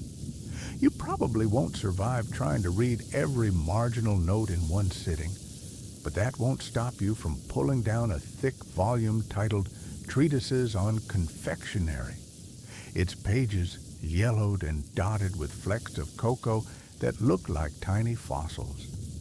As you settle into a velvet-cushioned chair, you rest your elbow on the armrest and lean forward, ready to dive into the debate that has kept historians up at night for generations. According to the manuscript's preface, the first mention of a lavender-infused chocolate confection appeared in a Brussels court diary, dated July 12, 1772, a popular historical event celebrated ever since as the Duke's Floral Banquet.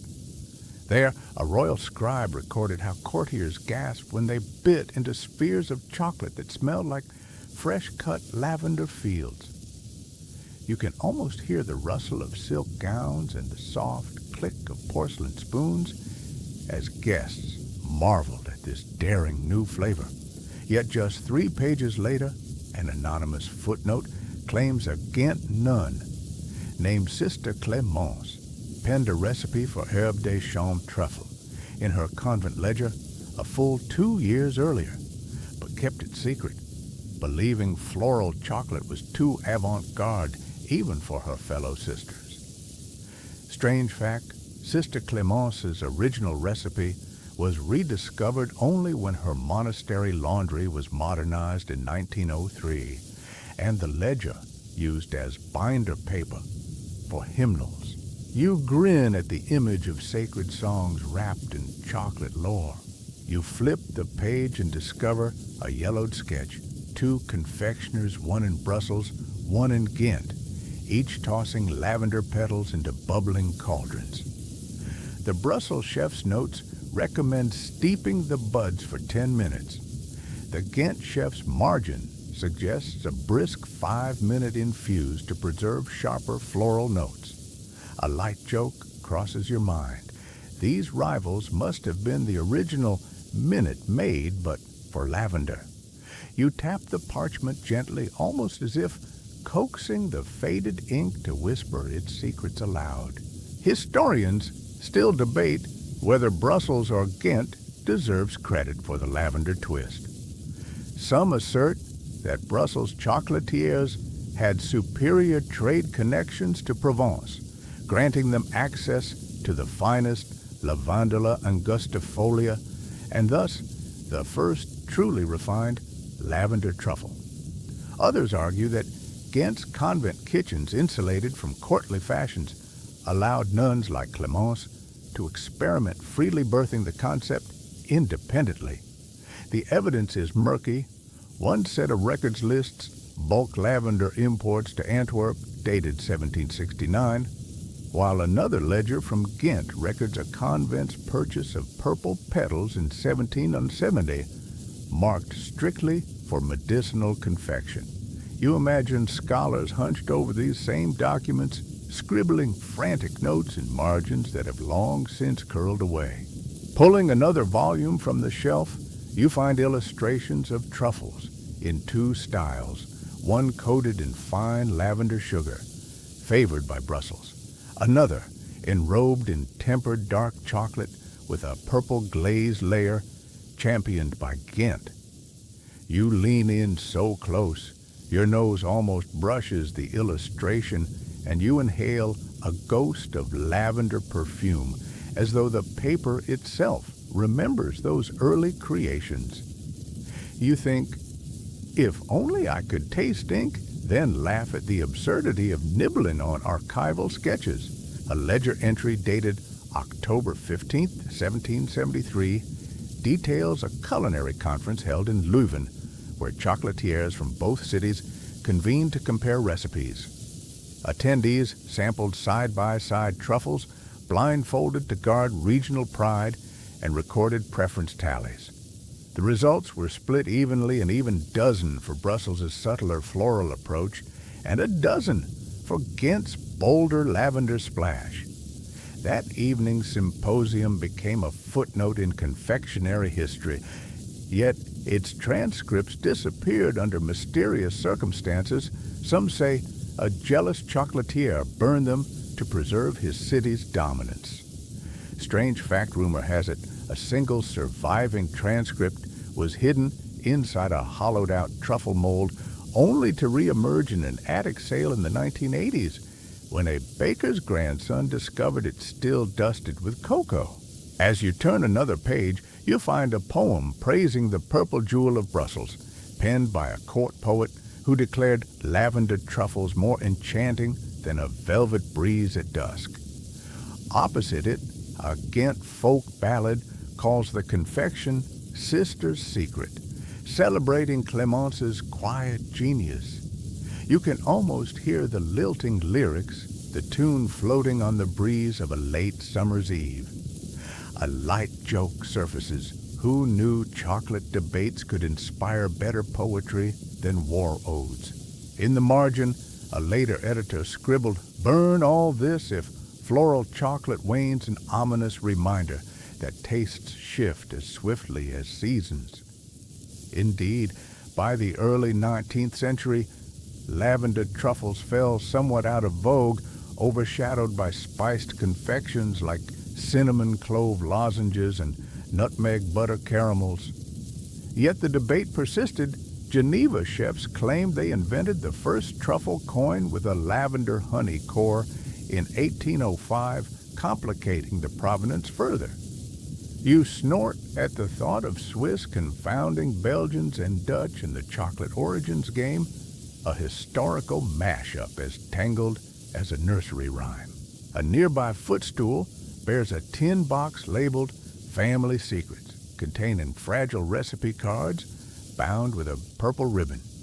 You lift the lid and peek at copperplate handwriting describing floral pralines with such reverence you almost bow your head.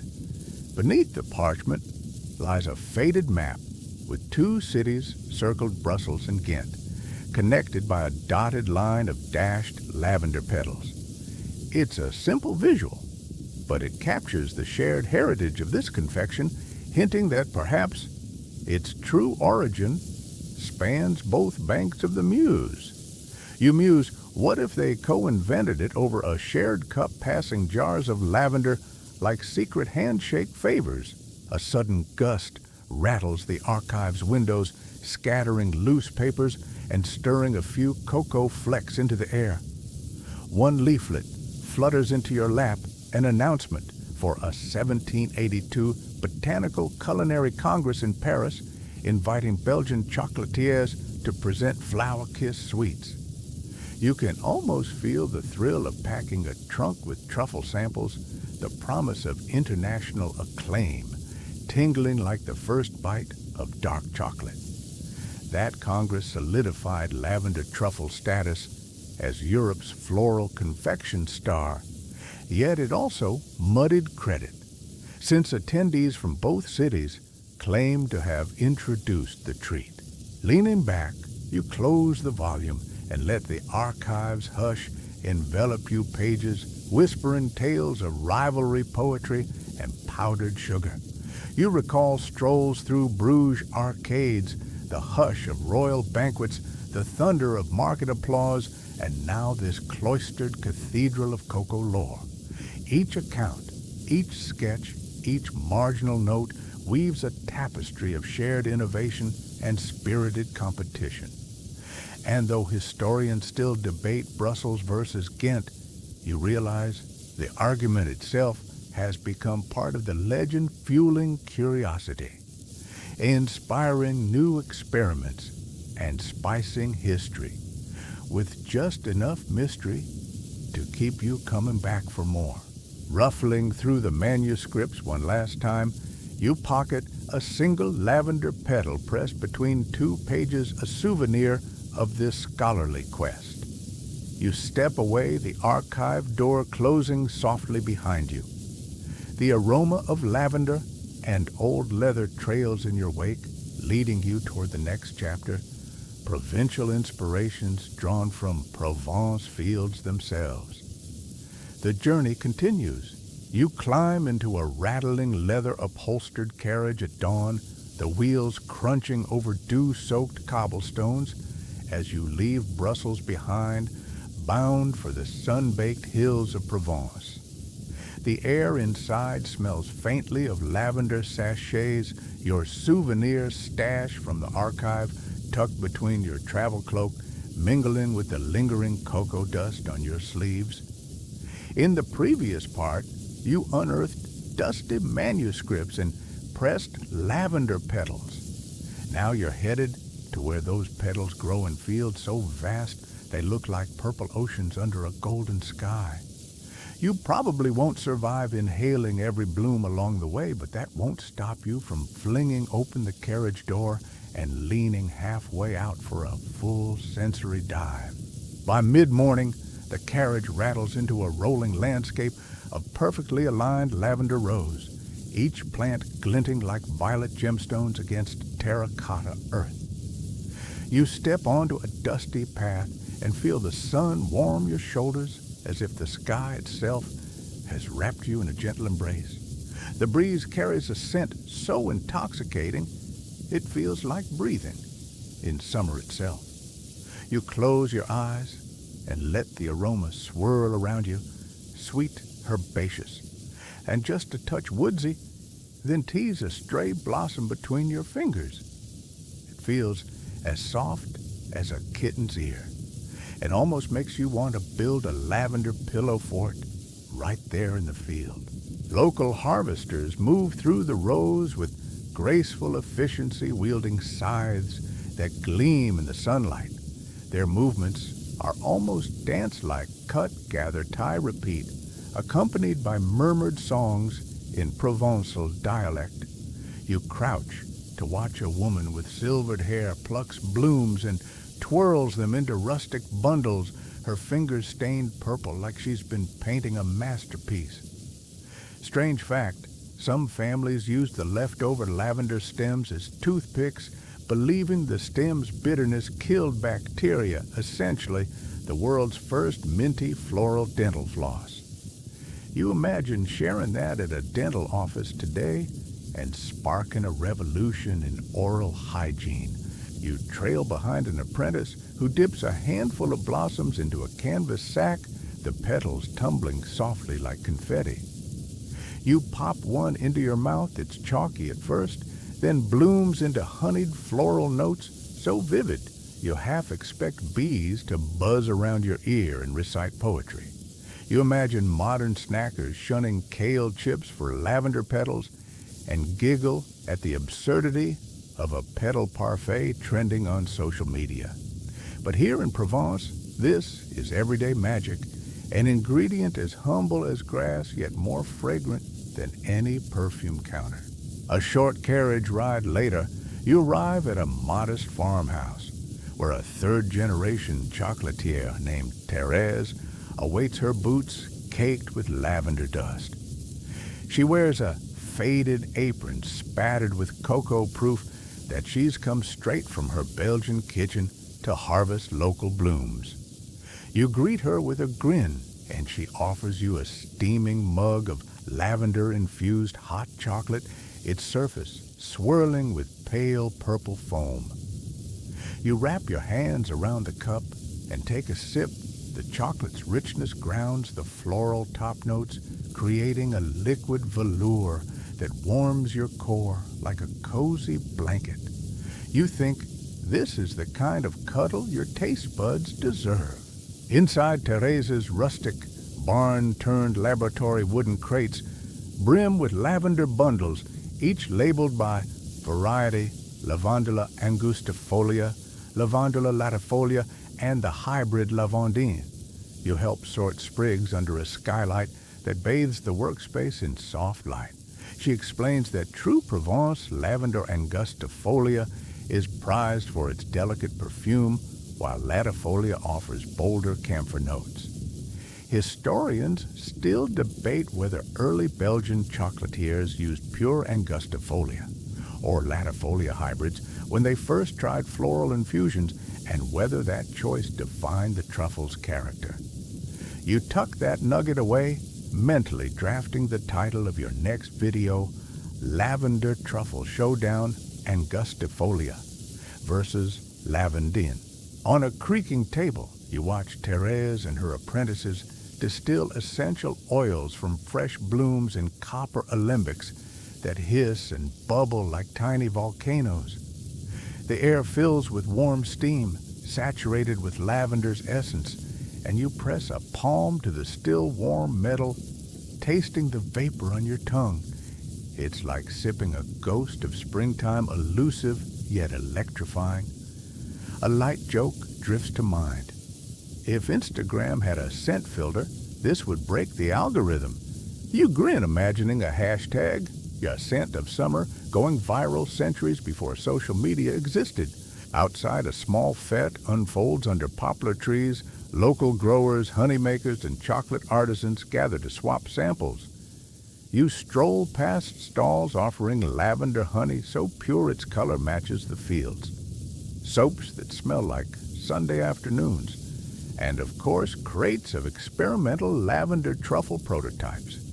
You snag a piece dusted in purple sugar and bite through the crisp shell to a creamy ganache that tastes of dusk-lit fields and gentle bee-song. A vendor nearby jokes one bite, and you'll start reciting haikus, and you nod, suddenly tempted to compose one on the spot. In violet fields we dream, chocolate blooms beneath our thumbs. Summer lingers here. A local vintner pours you a glass of rosé infused with lavender sprigs, a curious pairing that surprisingly works, balancing the wine's bright fruit with floral whispers. You raise your glass and muse, if only my morning coffee tasted this poetic. The vintner laughs and tells you that this practice dates back to the 1792 Lavender and Vines Harvest Celebration in Aix-en-Provence, a popular historical event where lavender and grape growers first forged alliances to market regional specialties together. That festival's legacy endures. Farmers still gather each August to honor that union with lavender chocolate desserts and impromptu poetry recitals. As the sun dips toward the horizon, you help load bundles of fresh lavender into crates bound for Belgian chocolatiers. The wooden slats creak under their fragrant weight, and you secure the lids with twine, each box promising a floral punch that will soon swirl into ganache.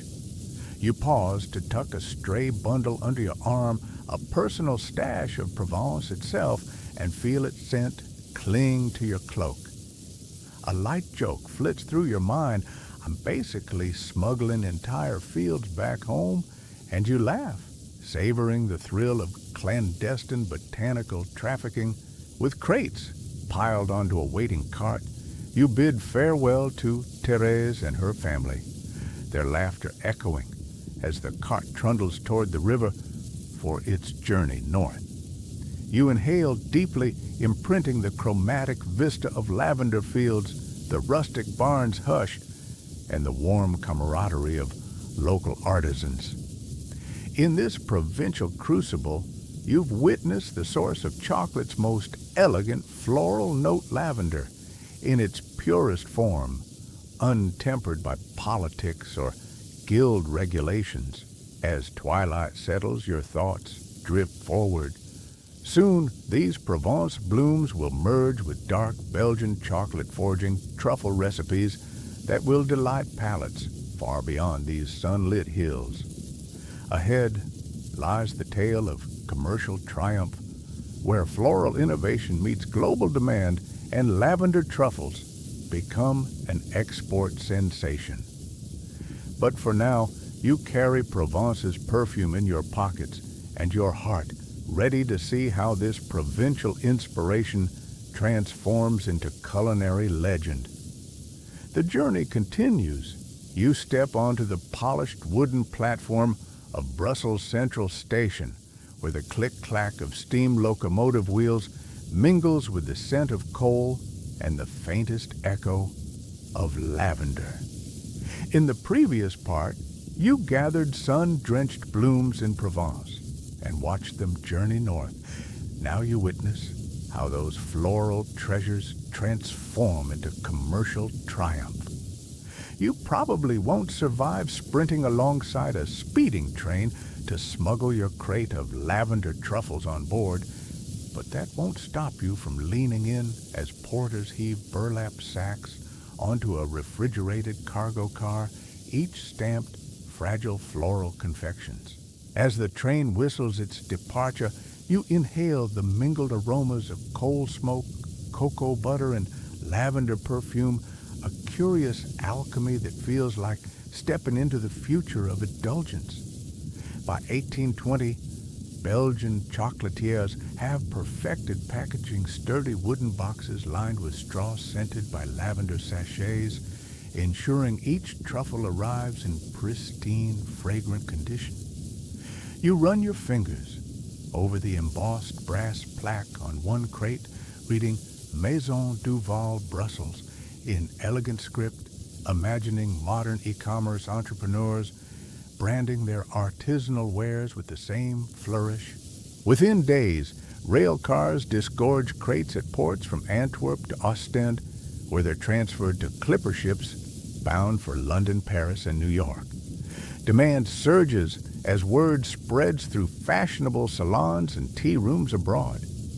A popular historical event unfolds the 1851 Great Exhibition in London, showcases Belgian lavender truffles at its sweet pavilion, dazzling visitors with their floral dark harmony.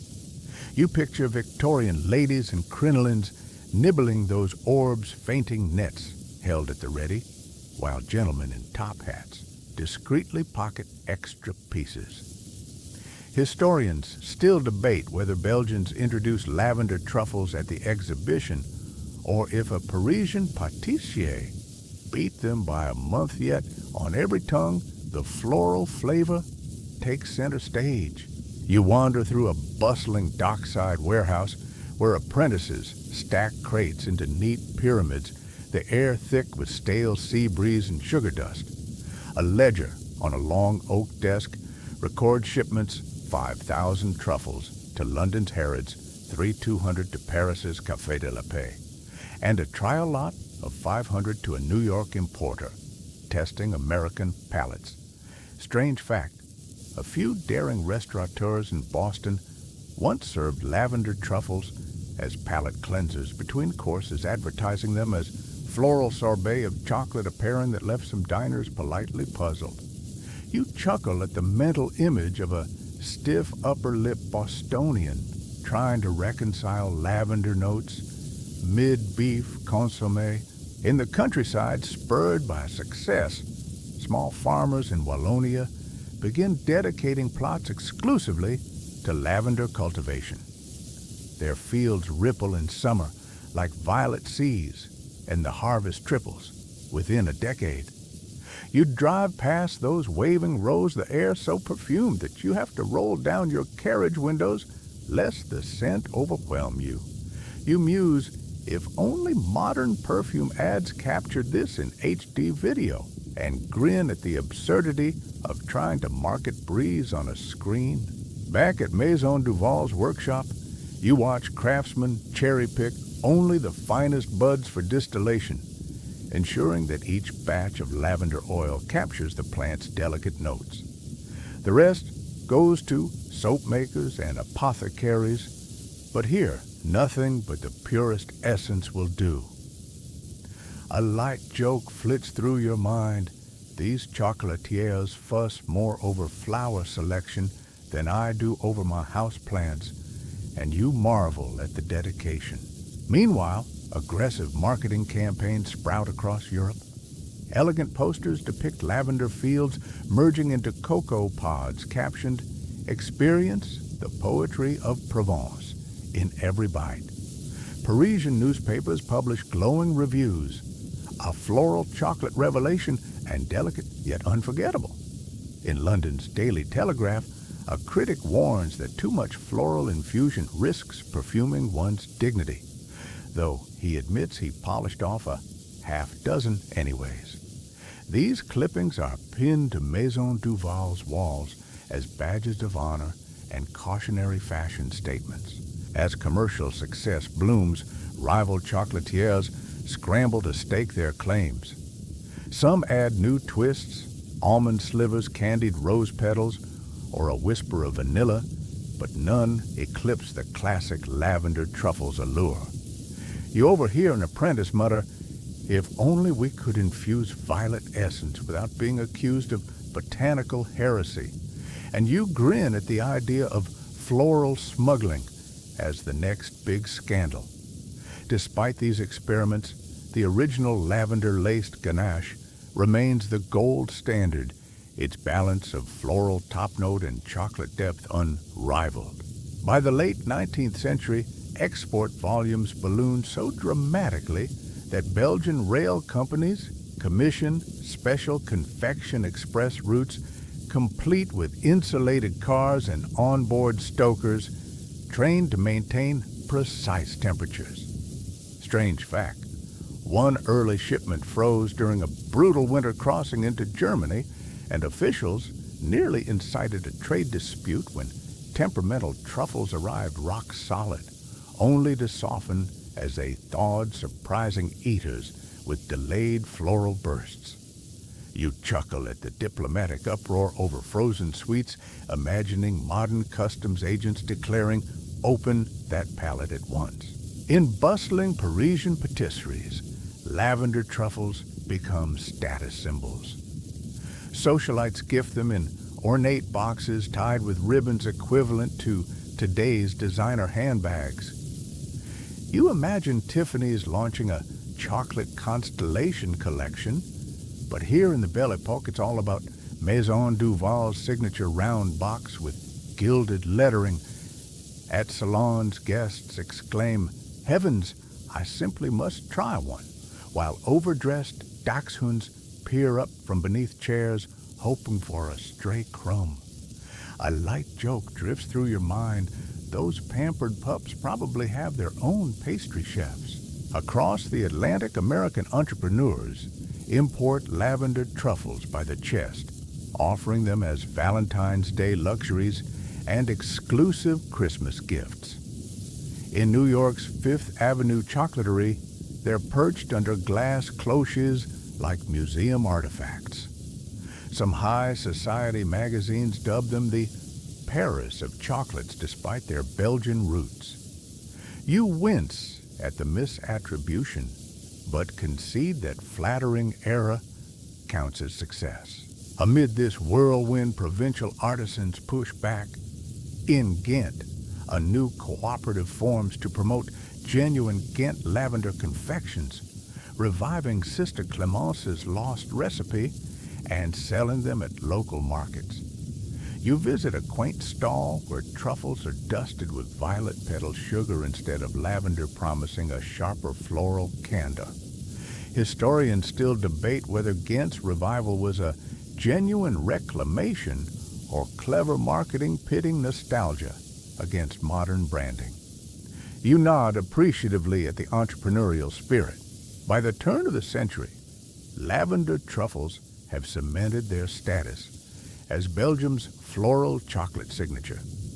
Export statistics proudly list them alongside fine lace and porcelain as national treasures. Governments even issue commemorative stamps depicting a cocoa pod entwined with lavender sprigs. You pick one up mint condition, of course, and smile at the poetic tribute to culinary craftsmanship. In your final pass through Maison Duval's showroom, you glimpse framed newspaper clippings chronicling the truffle's rise, headlines praising Belgian chocolate conquers the world, and cartoons picturing globe-trotting truffles in divers' helmets and turbans.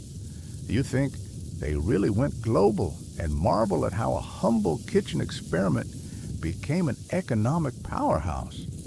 You swipe a truffle from a silver platter, still fresh, still fragrant, and savor its creamy embrace, thinking, this tastes like prosperity in every bite. With crates already loading onto modern electric vans for local deliveries, you realize commercial triumph is as much about innovation and persistence as it is about flavor.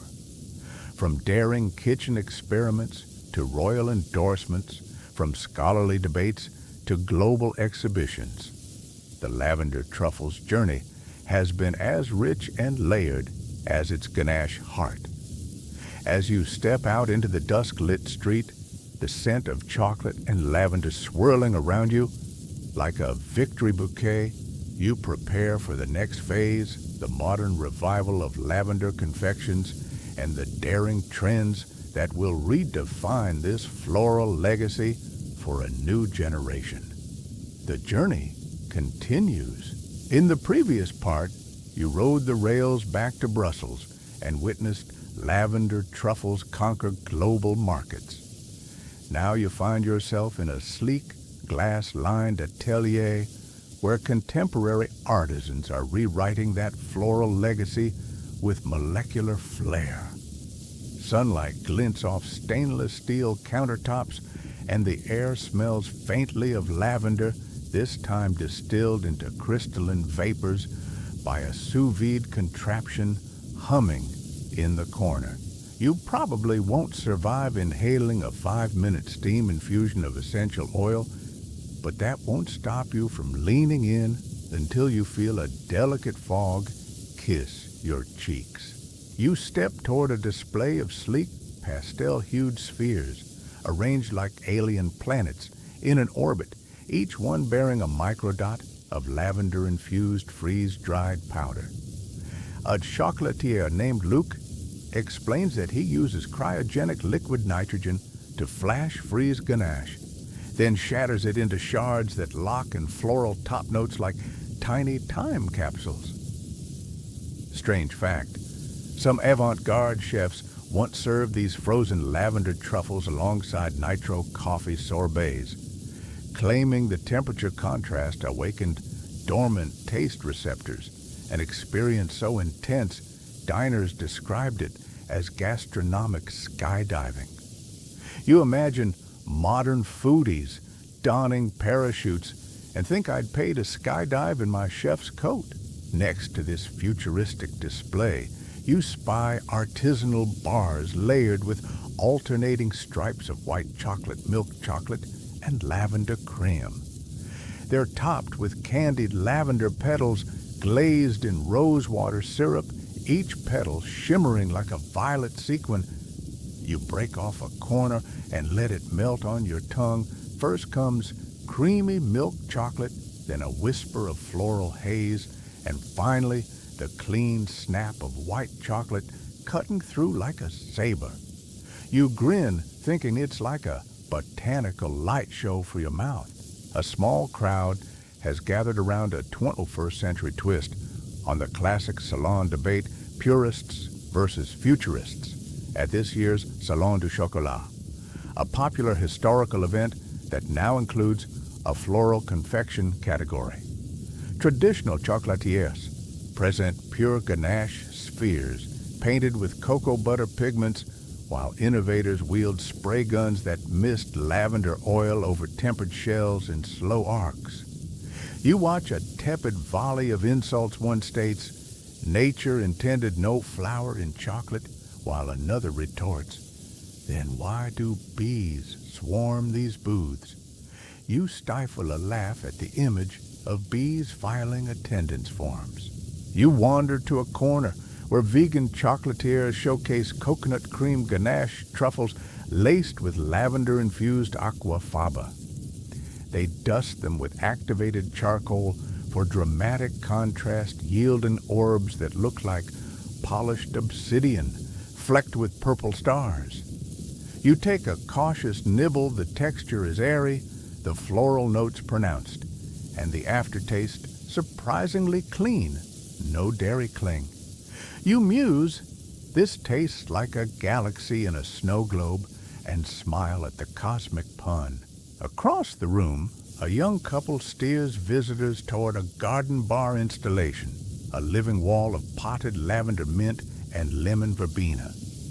Patrons pluck fresh sprigs, crush them into personalized ganache cups, and drizzle hot chocolate over to create custom floral blends.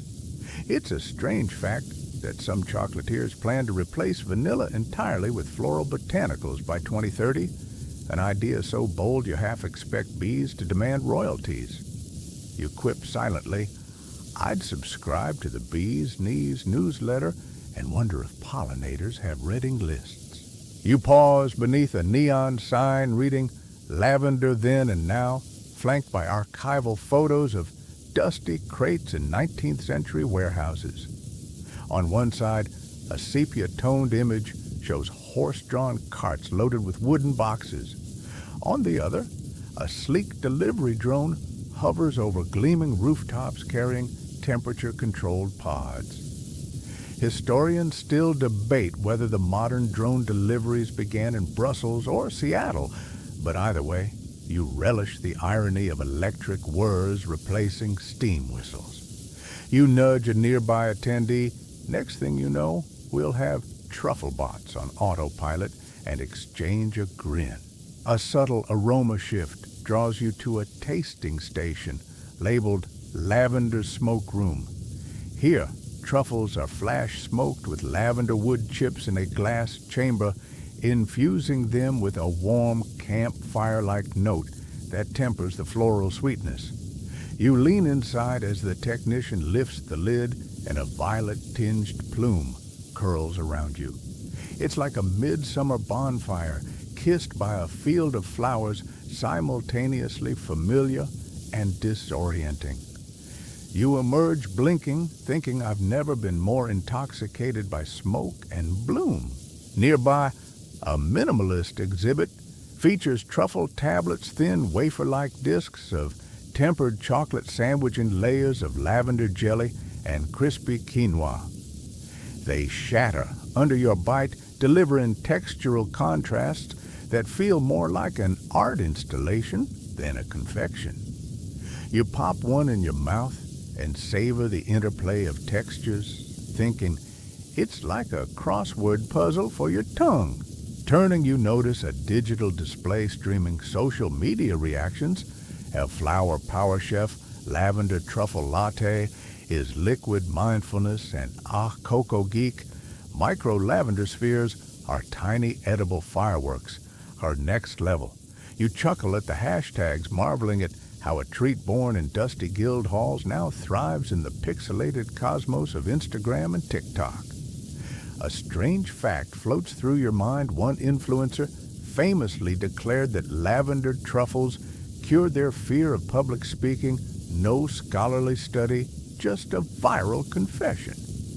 You wonder if the Academy will soon recognize chocolate therapy as a sanctioned discipline.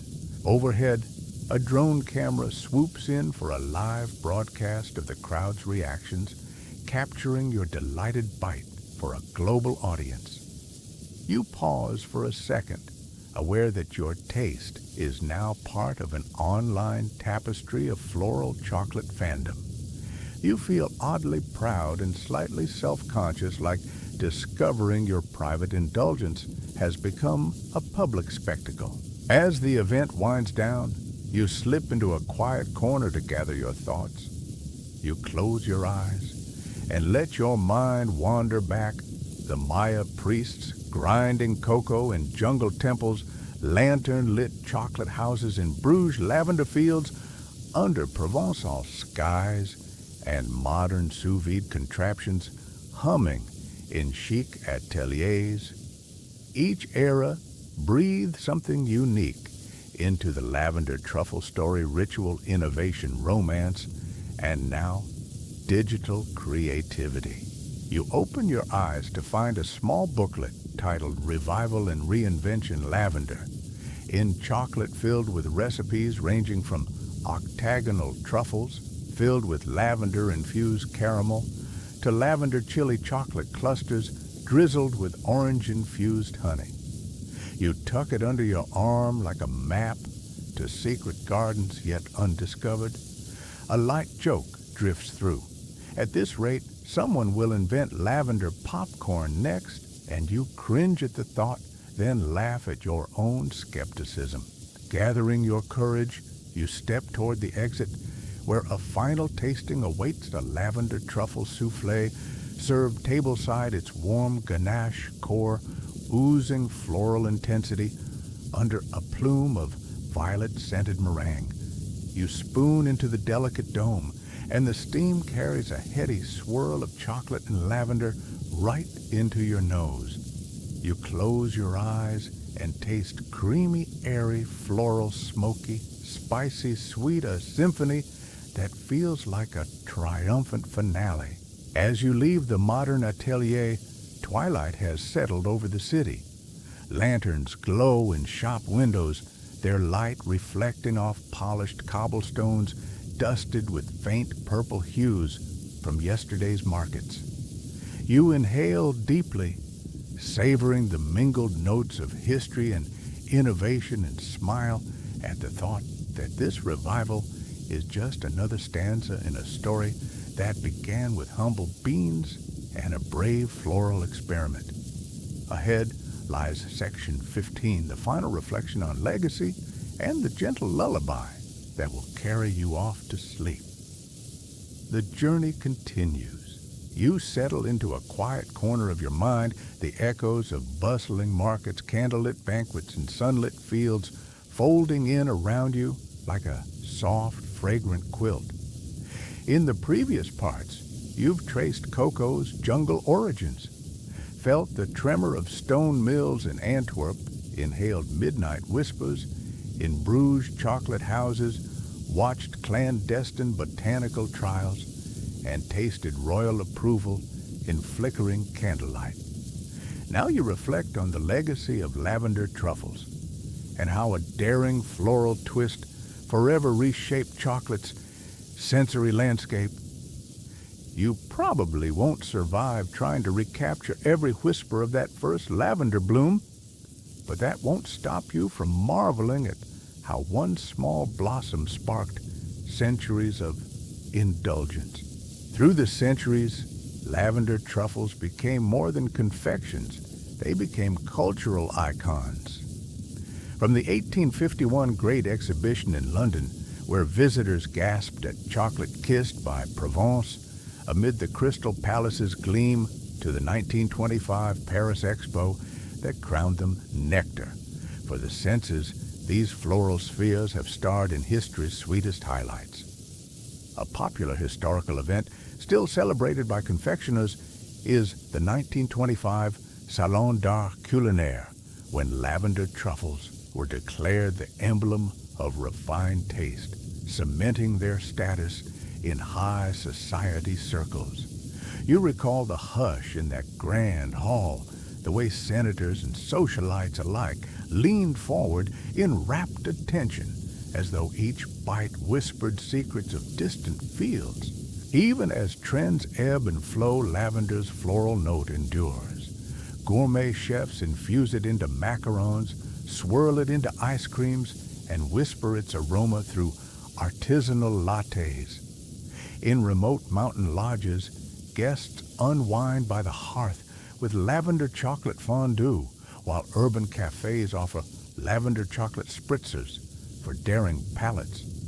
Strange fact, a few avant-garde mixologists once crafted a lavender truffle-infused martini garnished with edible petals, billing it as a cocktail that flirts with your memory. You picture tuxedoed revelers toasting with that violet-tinted potion and can't help but grin at the thought.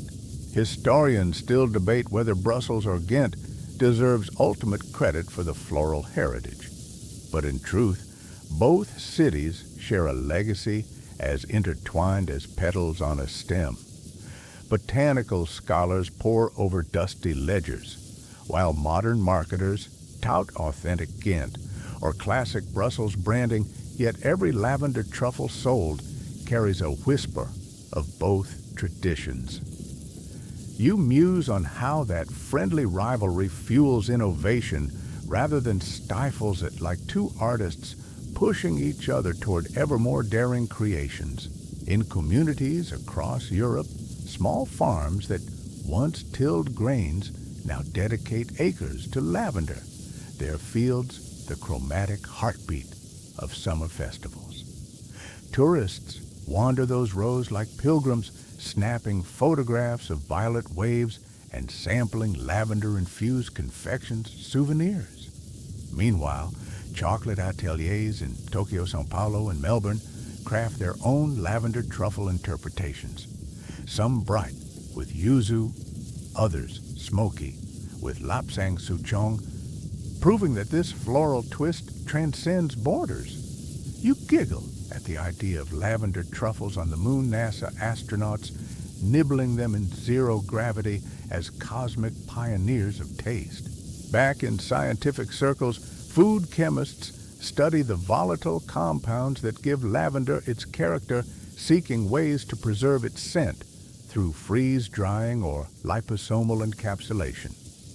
Molecular gastronomists deconstruct lavender chocolate pairings into edible powders and mists, playing with textures that evoke memory rather than mouthfeel. A light joke crosses your mind. They'll soon bottle nostalgia itself in a little sugar sphere, and you imagine anthropologists sniffing truffles like ancient relics in lab coats. Through wars and peace revolutions and renaissances, lavender truffles remained a civilizing constant tokens of comfort in uncertain times, symbols of luxury in moments of triumph.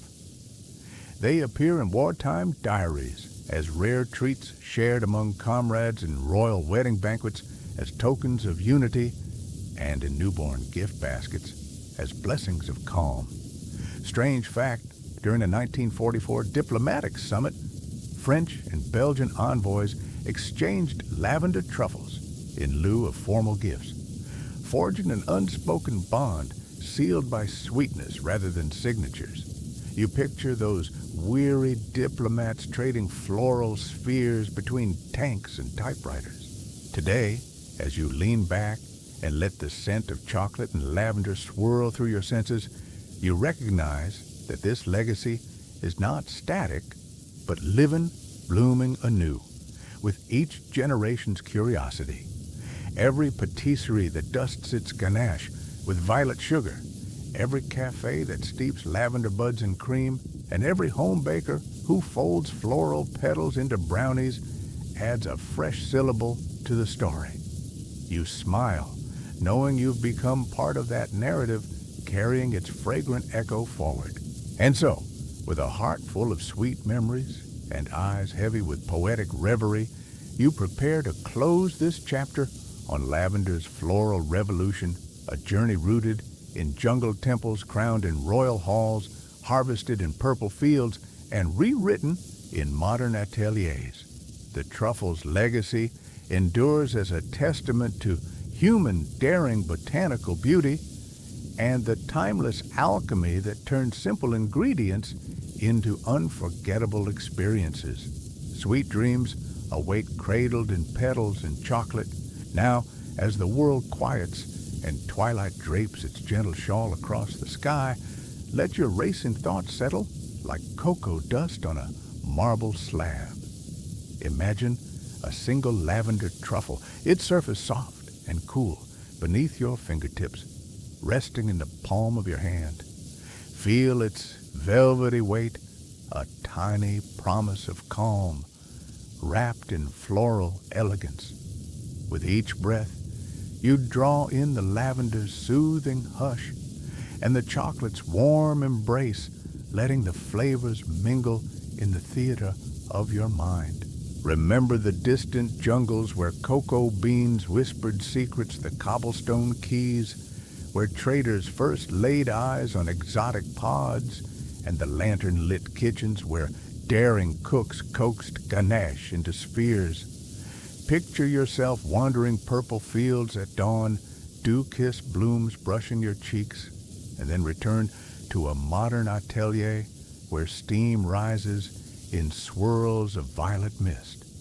Each scene unfurls like a delicate petal, calming you with its soft cadence. Let your eyelids drift as petals fall in slow motion, each one a reminder of gentle moments and subtle joys.